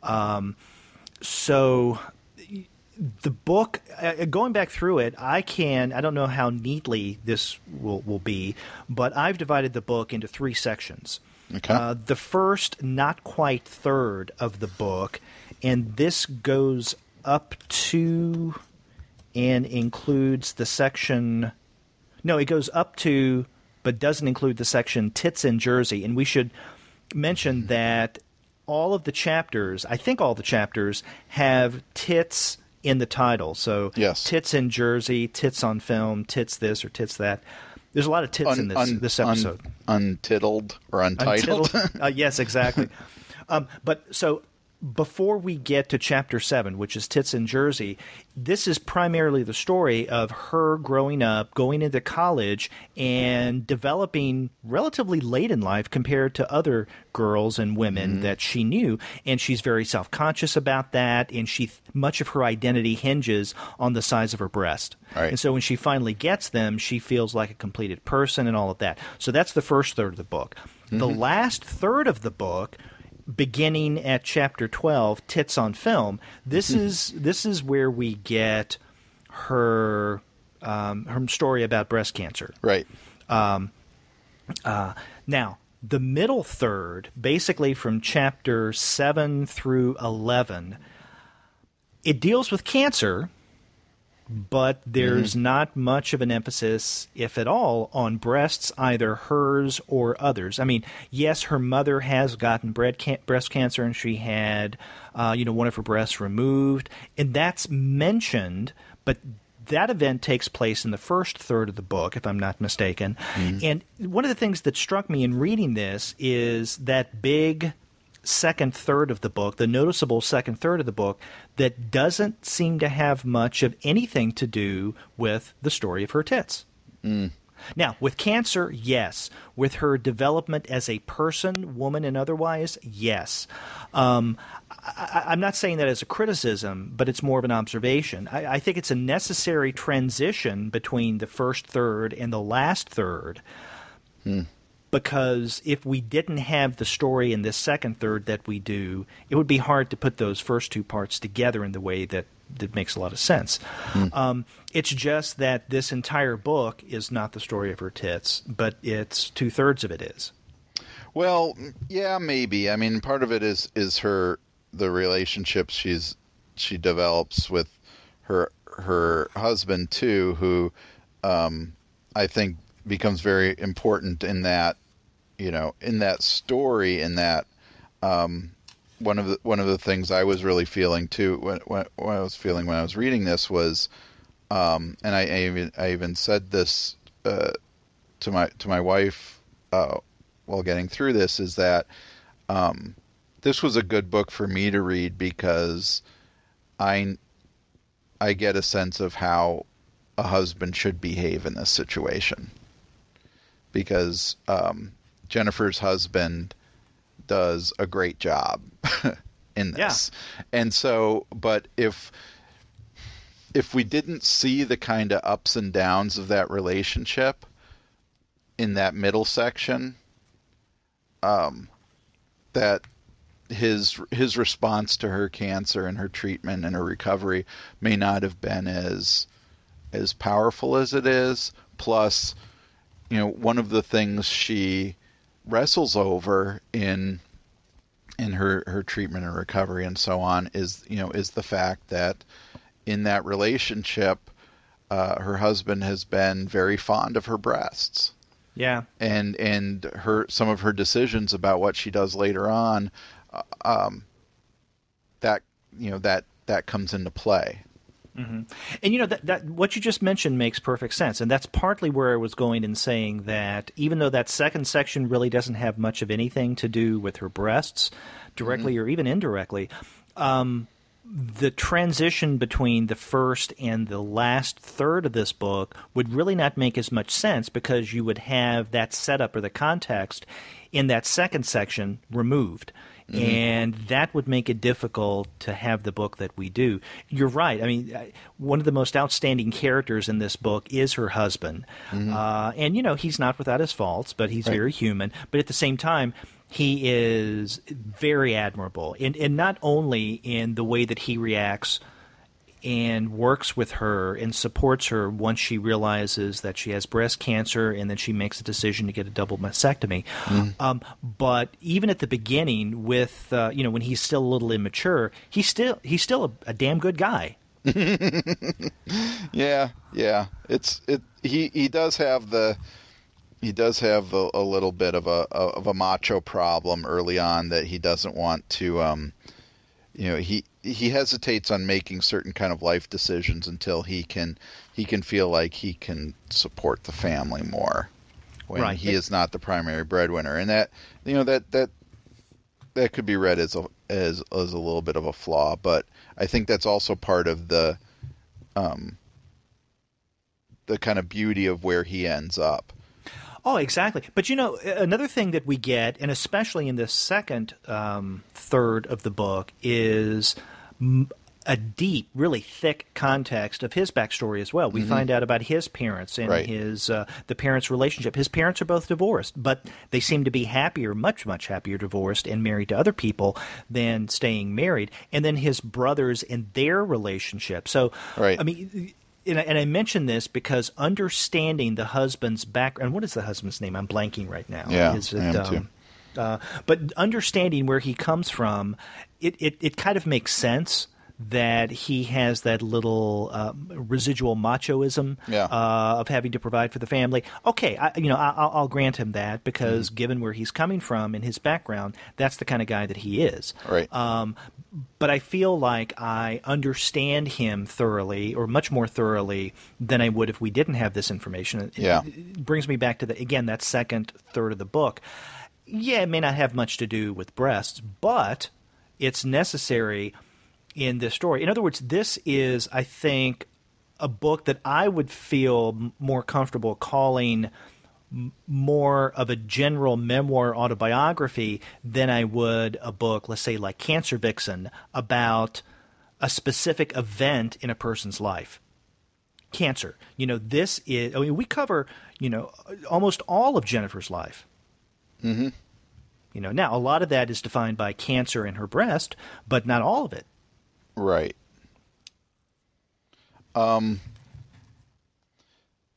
Yeah, one of the things I wanted to mention about this book too is that we were talking off the air at the beginning is about Jennifer Hayden's style. Her art style. Yeah, her art style, and in the book, there's a bit only kind of around the time she gets cancer after she's treated that she comes to read graphic novels and appreciate them and decide that this may be the way she should tell her story. And so she reads through a variety, but and this is something that Dean Haspiel comments on in the introduction to Underwire too, that how kind of maddening it was for him to see that Jennifer Hayden just kind of started doing comics at one point and already had this style of hers fully formed. her style is interesting. Both her writing and her drawing style. I found this a really, really dense book to read because her images are packed. Mm-hmm. And they're often packed with little details that she has, like, kind of call outs with arrows pointing to the things that you're supposed to recognize in the panel. Basically, she follows a pretty standard 4-panel grid throughout the book, and a lot of the narrative is driven by narrative caption boxes, which reminded me a bit of like Lynda Barry's writing style, mm-hmm. And something of Lynda Barry's kind of art and sensibility too. But so the idea of reading these images in kind of a sequential narrative is not challenging, but the caption boxes really drive the narrative. The images kind of flesh out that information. Right. And many of the images are, I would call, expressionistic in nature. Yes. In that she's describing a certain situation, and visually, instead of, in the caption boxes, but instead of getting the actual representation or her mm-hmm. perspective on that event as she is seeing it, it's kind of an interior exaggeration, right? To the point that more times than not, it becomes comical, except when it becomes frightening, and there are many frightening moments, mm-hmm. As you may expect in expressionistic narrative, mm-hmm. that really comes out. So. I like the way that she deals with it. And, her style, and again, something that you and I were discussing before we started recording today, I was telling you that this is the first book of hers that I read. I'd heard of Underwire, but mm-hmm. I haven't read it. I don't have a copy. And I have not seen any of her the children's books that mm-hmm. she illustrated. But when I first saw this book solicited, and even when I picked it up and started flipping through it when I first got it, I could have sworn that I've seen her work before because it just seems familiar. And it struck me as something that I probably saw in The New Yorker. But as far as I know, she doesn't do any work for The New Yorker. Mm-hmm. But it does have that feel, as you pointed out, again, off air, of Rozchast. And I think that's what I was thinking about when I looked mm-hmm. at her art, but also there's something in that storytelling style where, especially the expressionistic aspect of that, that kind of outwardly at times almost outrageous way of visually representing her feelings mm-hmm. that seems familiar. So maybe that gets back to that comment that you pointed out earlier of Haspiel, and that is her, finally developed form by the time she got to the writing of this. Yeah. And very, very kind of early on that to have that level of kind of confidence and style already in place, right? That she has in this in this work, and to think about the fact that this book took her 8 years to do, and yet the style remains relatively consistent from beginning to end. Mm-hmm. But so I think this book took me a while to read because of its denseness. But I do feel like it was ultimately really, really rewarding, especially as you do see the different narrative threads of her life and her relationships with others come into play with her own battle with cancer, whether it's the earlier story we follow of her mother getting a mastectomy, or her mother-in-law dying of lung cancer, and the general kind of relationship with her family, where her sister and brother end up having kids before she and her husband decide to have kids, and so on. That a lot of that stuff ends up coming together. Yeah. Now, one of the things I would recommend though too is check Underwire. Kind of almost functions as a sequel to this book, even though Underwire was made beforehand, and that ends up being more kind of little short vignettes about her and her. A lot of them are about her and her daughter, and they have a really interesting relationship where that you see a little bit here. Jennifer doesn't have a problem swearing in front of her kids, definitely. And she deals, and so if you kind of read this and you want to see where that relationship with the kids goes, it's there. Now, I mentioned earlier that Julian Hanshaw was at SPX and Andy Wolverton talked with him for the podcast. Hayden was also at SPX, oh, wow. and I had every intention of stopping by and talking with her, a brief interview segment for the podcast. Mm-hmm. Every time I went to the table, though, the top shelf table, she was either preoccupied with other people or she was taking a break away from the table doing something. And Chris said, oh, just come back in a little bit, she'll be here. But then when I would come back, or when I had the opportunity to come back, she wasn't there. So bottom line, I missed out on the opportunity to talk with her at SPX, and I'm sorry about that. Yeah, I that could have been interesting. I really did find this book, adding something interesting to the whole kind of subgenre in autobiographical comics of cancer narratives. I think that it is one that's really, really worth reading and seeking out. And especially, I think, again, from my own perspective of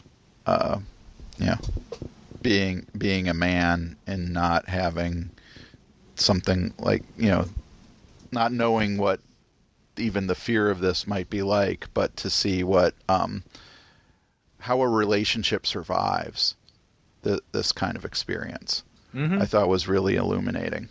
Yeah.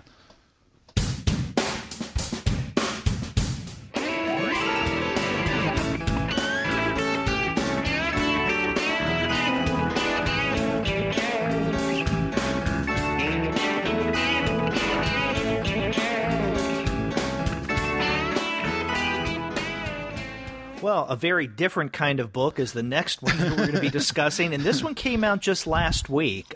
This is an adaptation of Hunter S. Thompson's Fear and Loathing in Las Vegas, and this was illustrated and adapted by Troy Little. Now, Andy, were you familiar with Troy Little's work previous to this? No, I wasn't. Because I was not either, and I was looking at the back, and apparently he is an Eisner-nominated writer and artist. So, Angora Napkin. I'm not familiar with that work. But it's really funny. In the back of the book, there are a couple of photographs of the authors. One of Hunter S. Thompson, and then another one of Troy Little. And Troy Little has the one black glove. Like Dr. Gonzo does. And instead of holding the cigarette holder with a cigarette in it, Little is holding a pen, which I think is funny. That's right, and he's wearing the Hawaiian shirt of of Dr. Gonzo as well. Yeah. I have to confess something with this. I did not finish reading this, but I've read Fear and Loathing in Las Vegas many times. Actually, it was one of my favorite books when I was an adolescent, and despite the fact that I never actually have ever tried an illegal substance, I think is now I look back odd in comparison to how much I really admired Hunter S. Thompson in this book and his Samoan lawyer. But I really do think, so anyway, anybody familiar with Fear and Loathing in Las Vegas already, whether it's through Thompson's original work or through Terry Gilliam's film, I think Little does a great job of adapting that and and it is, since it is a book that, you know, hinges so much on the effects of these enormous amounts of drugs that that Thompson and his lawyer take, and what they do to their own perceptions and experiences while on this trip to Las Vegas to cover this this off-road race called the Mint 400. That would lend itself. I mean, it lends itself to Terry Gilliam's creative visual expression in the movie, and it really, and Little really captures the visual qualities of this in the graphic novel adaptation as well. Yeah. Now, you know, I'll have to, since, you know, we're admitting things now, I have to admit that I have not read the book Fear and Loathing in Las Vegas, but I've seen the Terry Gilliam film version. And one of the things I did after reading Troy Little's adaptation of Fear and Loathing in Las Vegas, I went back to watch the Terry Gilliam film. And I feel like I appreciate the film more now, having read this graphic novel adaptation, again, because I didn't read the original novel. I mean, that's one that, you know, I'd like to. I just have never read it. My original experience in watching the Gilliam film is it was incomplete. I didn't really know. I felt a little lost. And I'm not even talking about the way that he uses the medium to underscore the kind of psychedelic nature of, you know, what's going on in the character's experience there in Las Vegas. I mean, I think that was handled really well, cinematically speaking, but there were parts of the story that was just lost, sometimes because the characters abbreviated the original dialogue. Sometimes it's just because of sound level. I mean, they spoke either quickly or at a lower volume compared to other sounds going on at the time, that it was difficult to follow. In other words, I don't know if the film, I don't want to say it was a completely I don't want to use the word successful adaptation, because I think that's really loaded, but it was one that wasn't without its problems. In other words, I didn't get a sense, or a complete enough sense, of what was going on, not even what was going on compared to the original, just what was going on in general. But then going back to rewatch the film after reading the graphic novel, I had a better grasp on what was happening. And I mention this because I think that speaks to Little's way of telling the story in this graphic novel. That, again, without having read the original book, I have a sense of what was going on, what the main storyline probably was in Fear and Loathing in Las Vegas. He uses, Troy Little does, some of similar visual styles, or visual styles in a somewhat similar way, to show the psychedelic, demented, turned on its headedness of what was going on with the characters in this story. And I very much appreciate that. But it's funny that I felt a more complete sense of this story reading the graphic novel than I did watching the film. I always felt with the film that it was more of a kind of supplement to the book. That makes sense to me. That makes sense. I really did feel like, and I think that was, you know, that movie wasn't without its critics. It has achieved a kind of cult status since it was initially released. But even when I saw the movie, I wondered, how is anybody going to even know what's going on here if they hadn't read the book? Because you have to kind of understand what Thompson was already doing with the book, and how there wasn't, you know, how he was kind of moving in and out of reality a lot of times. And you know, there's even sections of the book where and these show up in the graphic novel too, where Thompson just says, I have no memory of what happened last night, but I'm piecing these things together from, you know, this information that I have in today, you know, and things get pretty dark. But one of the other things I really respect Little for is that the original Fear and Loathing in Las Vegas, as with a lot of Thompson's work, had complementary art by Ralph Steadman. Right.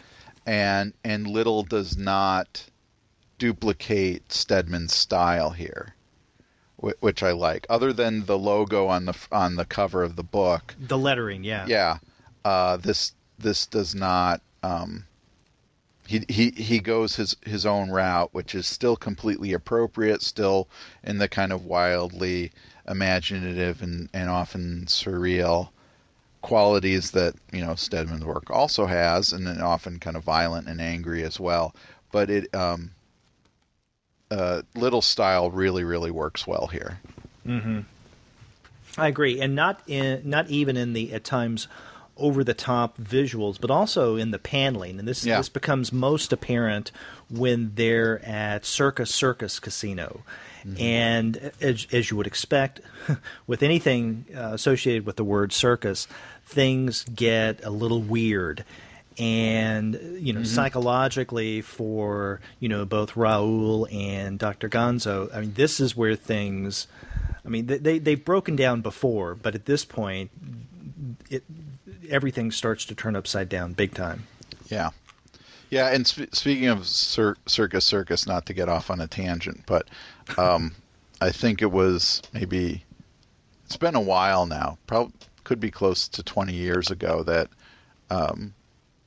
my wife and I went to Vegas for a wedding, and we stayed at Circus, and I was really excited because of my, you know, only knowledge of Circus came from this book, and I think from what is it, the James Bond movie and book, Diamonds Are Forever, that takes place in Las Vegas, partially in Circus. And so I had this expectation of Circus being this kind of bizarre, surreal experience, and it was kind of a dump. By the time I got there, in the 90s, it was really not holding up well. They still had, trapeze artists performing over the casino and stuff, but it really wasn't quite as nice as, or as, you know, or even as bizarre as this was, or as Thompson makes it out to be. And, you know, I didn't get to crash a Debbie Reynolds performance either. Oh darn! So you get the full experience. I'm friends with Debbie Reynolds. No. Well, now you read the original book multiple times. Yeah. You can tell me.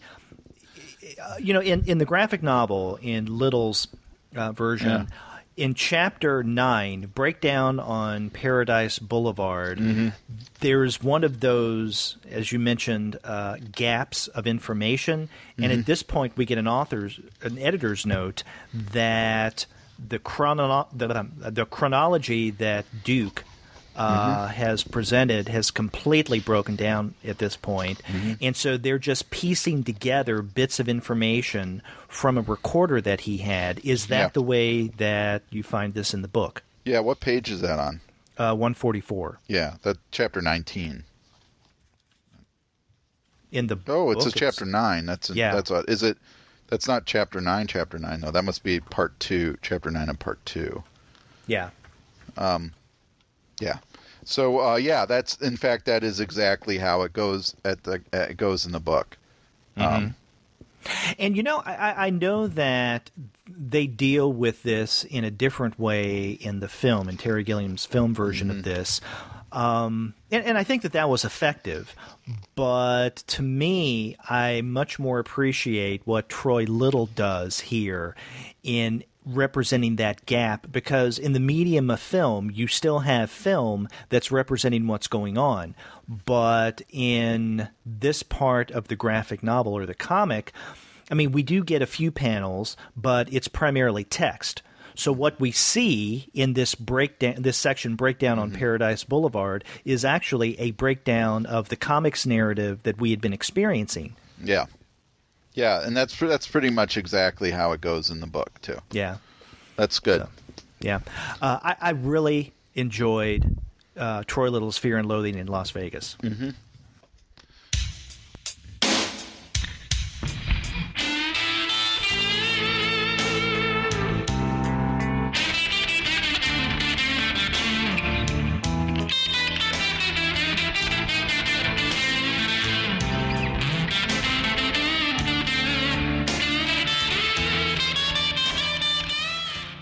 So we can move on to the last book?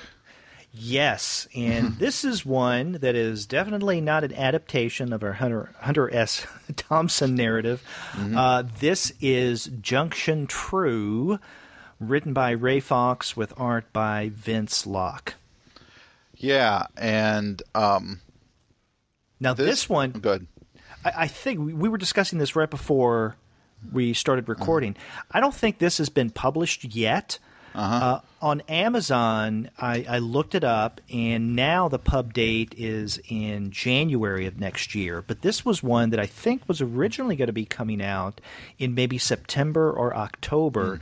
So for whatever reasons, they've pushed back the pub date on this at least one or two times. But you and I do happen to have copies of this, and even though it's not, I guess, officially out yet, we can talk about it, and our readers can anticipate it, or our listeners can anticipate it. Right. Yeah. So to kind of summarize this work a little bit, this takes place in a future in which there's a kind of subculture of body modification that has gone to some extremes. Whether it is, willfully giving themselves tapeworms or parasites to change their appearance, to other kind of mechanical changes that someone could make to themselves. And in this world, two characters end up meeting. One is Dirk, who is a kind of what's called a journaler. Basically, he does a kind of constantly updating live journal of his life that other people then follow. And he falls in love with a woman named Terralyn. And Terralyn's desire is to make Dirk a puppet. And the concept of puppeting involves Dirk getting his whole entire digestive system realigned so that he can only be fed through a junction in his, I guess, stomach or his chest. That is, his chest, that links, that can be linked directly to a corresponding outlet in Terralyn's back. Right. And so he can basically only be fed if she chooses to feed him. He can only be fed what she chooses to eat. And their junctions, the concept of junction true, as the title suggests, is that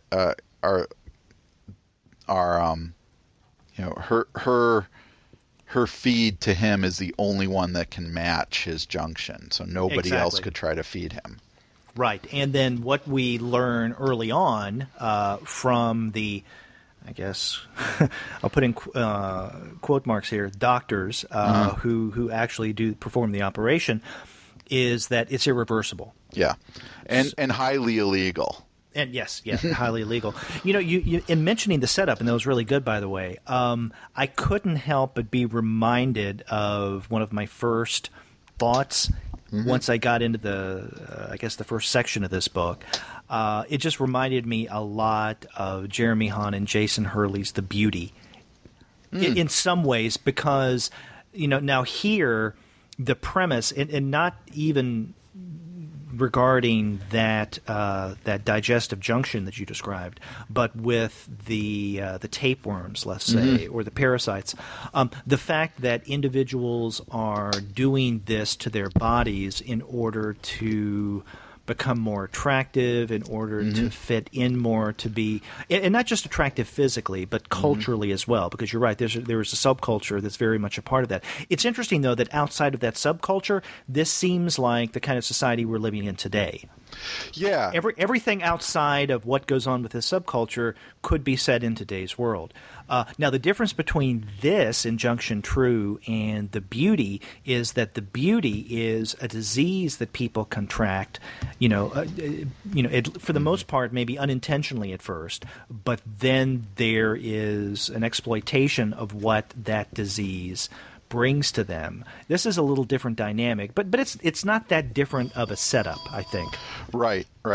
And I think that you're reminded of the beauty, and you're right too in that the way the beauty the world is kind of divided and then into two camps: those who seek out the sexually transmitted disease in order to make themselves more beautiful, and those who resist it.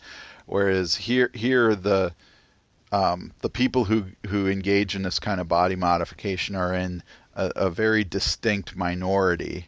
And it seems like much of the rest of the world is really resistant to it. I mean, they get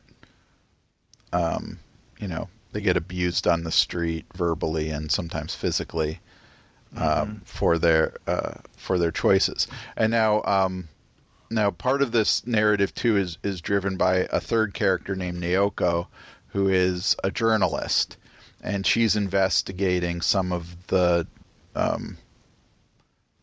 more negative and kind of permanently disfiguring outcomes of some of these trends that have gone on. And she's friends with Dirk, right? And she knows what Dirk is planning to do, and she is trying very hard to convince him otherwise.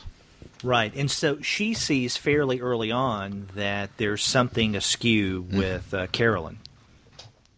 Yeah, is it? Yeah, it's not Carolyn. Oh! I'm sorry. What is her name? Now I got to look it up again. Terralyn. Terralyn, yeah. Right. So one would think that from the way that sounds that she would be a little jealous of Terralyn, but that's not the case. I mean, no.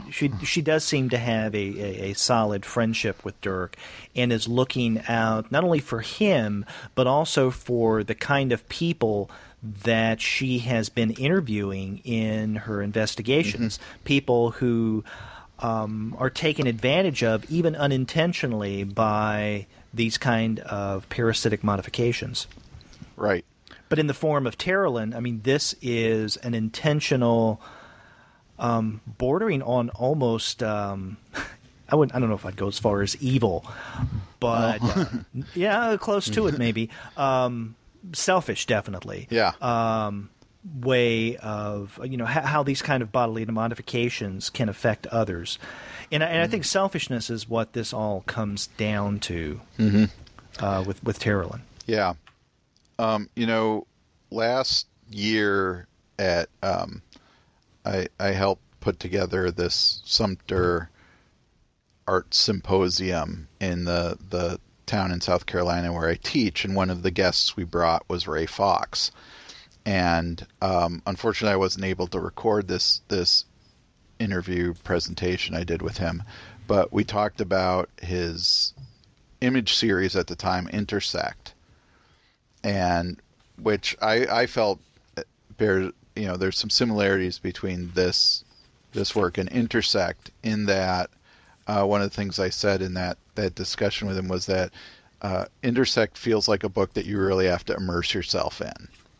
And that even in the first issue, it's not quite the feeling of the world isn't that he's created isn't quite there yet. And right. That, I found that after reading maybe three issues or so in a row, that I really did get a good sense of that world and being immersed in it.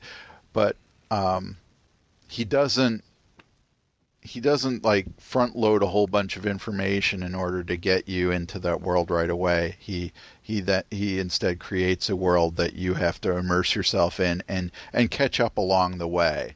And in order to do that, he has to trust the reader quite a bit. And I think Junction True is even more successful at that kind of world building and world creation. again, we don't get a whole bunch of exposition at the beginning that tells us what this world is like and how we got to this place where people were doing this to themselves. Instead, we just enter the world cold and have to learn the rules of it as we go along, and especially the rules of this subculture, which on top of having these different choices that the characters make to change themselves physically and change their lives, it has its own slang, its own language in some cases, and we just have to catch up with it. And I really like that about this book. I really like that feeling of being immersed in this world. Yeah, I agree. And it's interesting that you brought in Intersect with this. Now, I felt that I got a better grasp of what was going on with Junction True quicker than I did with Intersect. Oh, absolutely. Yeah, but I agree. I mean, his narratives and even something like One Soul that we discussed 2.5 years ago. No, it wasn't One Soul. It was the next book after The People Inside. Oh, People Inside. That's right. Yeah. The People Inside. Even that kind of story, you have to get into its rhythm first. Yeah. Before you understand what it is he's attempting to do, and I really appreciate that about Fox's writing. That he doesn't. Dumbing down is not the right word, but he doesn't rely heavily, if much, at exposition and helping us along. That as the way you put it, he has to trust us to get into it enough to where we'll want to understand and we'll stick with him long enough. Mm-hmm. And I'm sure that there are some people, especially maybe with Intersect, that after the first 1 or 2 issues, in fact, I know of people who've done this, put it down and say, no more. I can't understand it. Right. It's just giving me a headache. But if you stick it out, you're going to find more reward than you'd find with, let's say, the run-of-the-mill comic issue, right? And so I guess it's just a different type of dynamic, and that's one of the things I really appreciate about Fox's work. Yeah, I think Junction True. I liked Intersect, but I think Junction True is an improvement over Intersect. Yeah. Now I don't know if they were written parallel to one another, or if one came in the process before another, because I don't know the publishing history around these things, but yeah, I mean, I think that Fox is more successful at getting us into this world in a way that's better and more understandable once we do get into it. I think some of the language might be a little bit confusing because I still by the end of the book don't quite know what the term Detka means. Yeah. And because at first I thought it was somebody's name, but then it comes off as being, I guess, a slang term of some kind. So I'm not real sure what that is. If that is maybe some other language working its way into the slang of this world, but also at the same time, this doesn't seem entirely implausible as a world. If we look at the idea of how popular it is for people to inject botulism into their faces in order to get rid of wrinkles today, how far is it from someone giving themselves a tapeworm or doing these other modifications to then finally getting to a place where people, someone might make themselves completely dependent on another person by rearranging their digestive system. Oh yeah, exactly. Now, before we leave this book, I want to talk a little bit about the way that it is packaged, the way that it's put together. And we've talked about this with some of the top shelf books that have come out over the summer and the fall. This one, though, is the most curious of the lot, I have to say. And I think our describing it on the podcast will not do justice to the way that the book is put together because it's got a dust jacket that is translucent. It's nice, and when it's a paperback and when book, and when you take the translucent dust jacket off of the paperback book, you noticed that there's only, well, it's got French flaps, but the paperback part is only on the front, and the back cover, there's no spine. And at first I wondered, for a split second, was something defective about the book that I got? So it's a completely naked spine. I mean, you see the stitching and the pasting, right there bare in front of you. And, it's interesting. And if nothing else, it makes the book lay flat in a way that can be more easily readable for some. I never noticed that until you just said that, except I did notice that the book really laid flat very well. And you didn't notice the naked spine? No, I never took the dust jacket off of it. Oh, wow. So that's really interesting. The dust jacket, I have to say, though, doesn't hold up very well.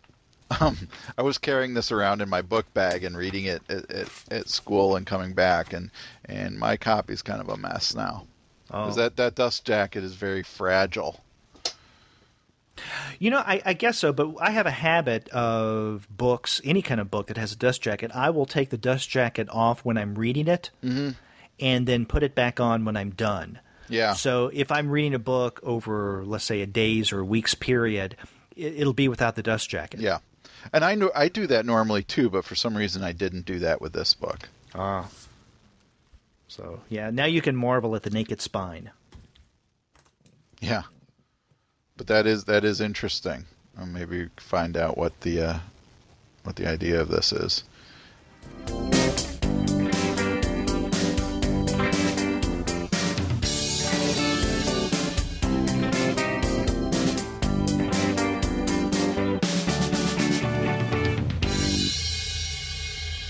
Well, we talked about a lot. We started off with some summer releases from Top Shelf, Bacchus Omnibus Volume 1, Motorcycle Samurai, and then Tim Ginger. Then we began discussing the fall releases, and I guess going into the winter with Junction True, The Story of My Tits, Fear and Loathing in Las Vegas, and then Junction True. So, it's just 6 titles, but there's a lot packed into those 6 titles, because we've done shows where we talk about many more than 6 books, but each one of these titles we could easily devote I think one good size episode to if we wanted to. That's true.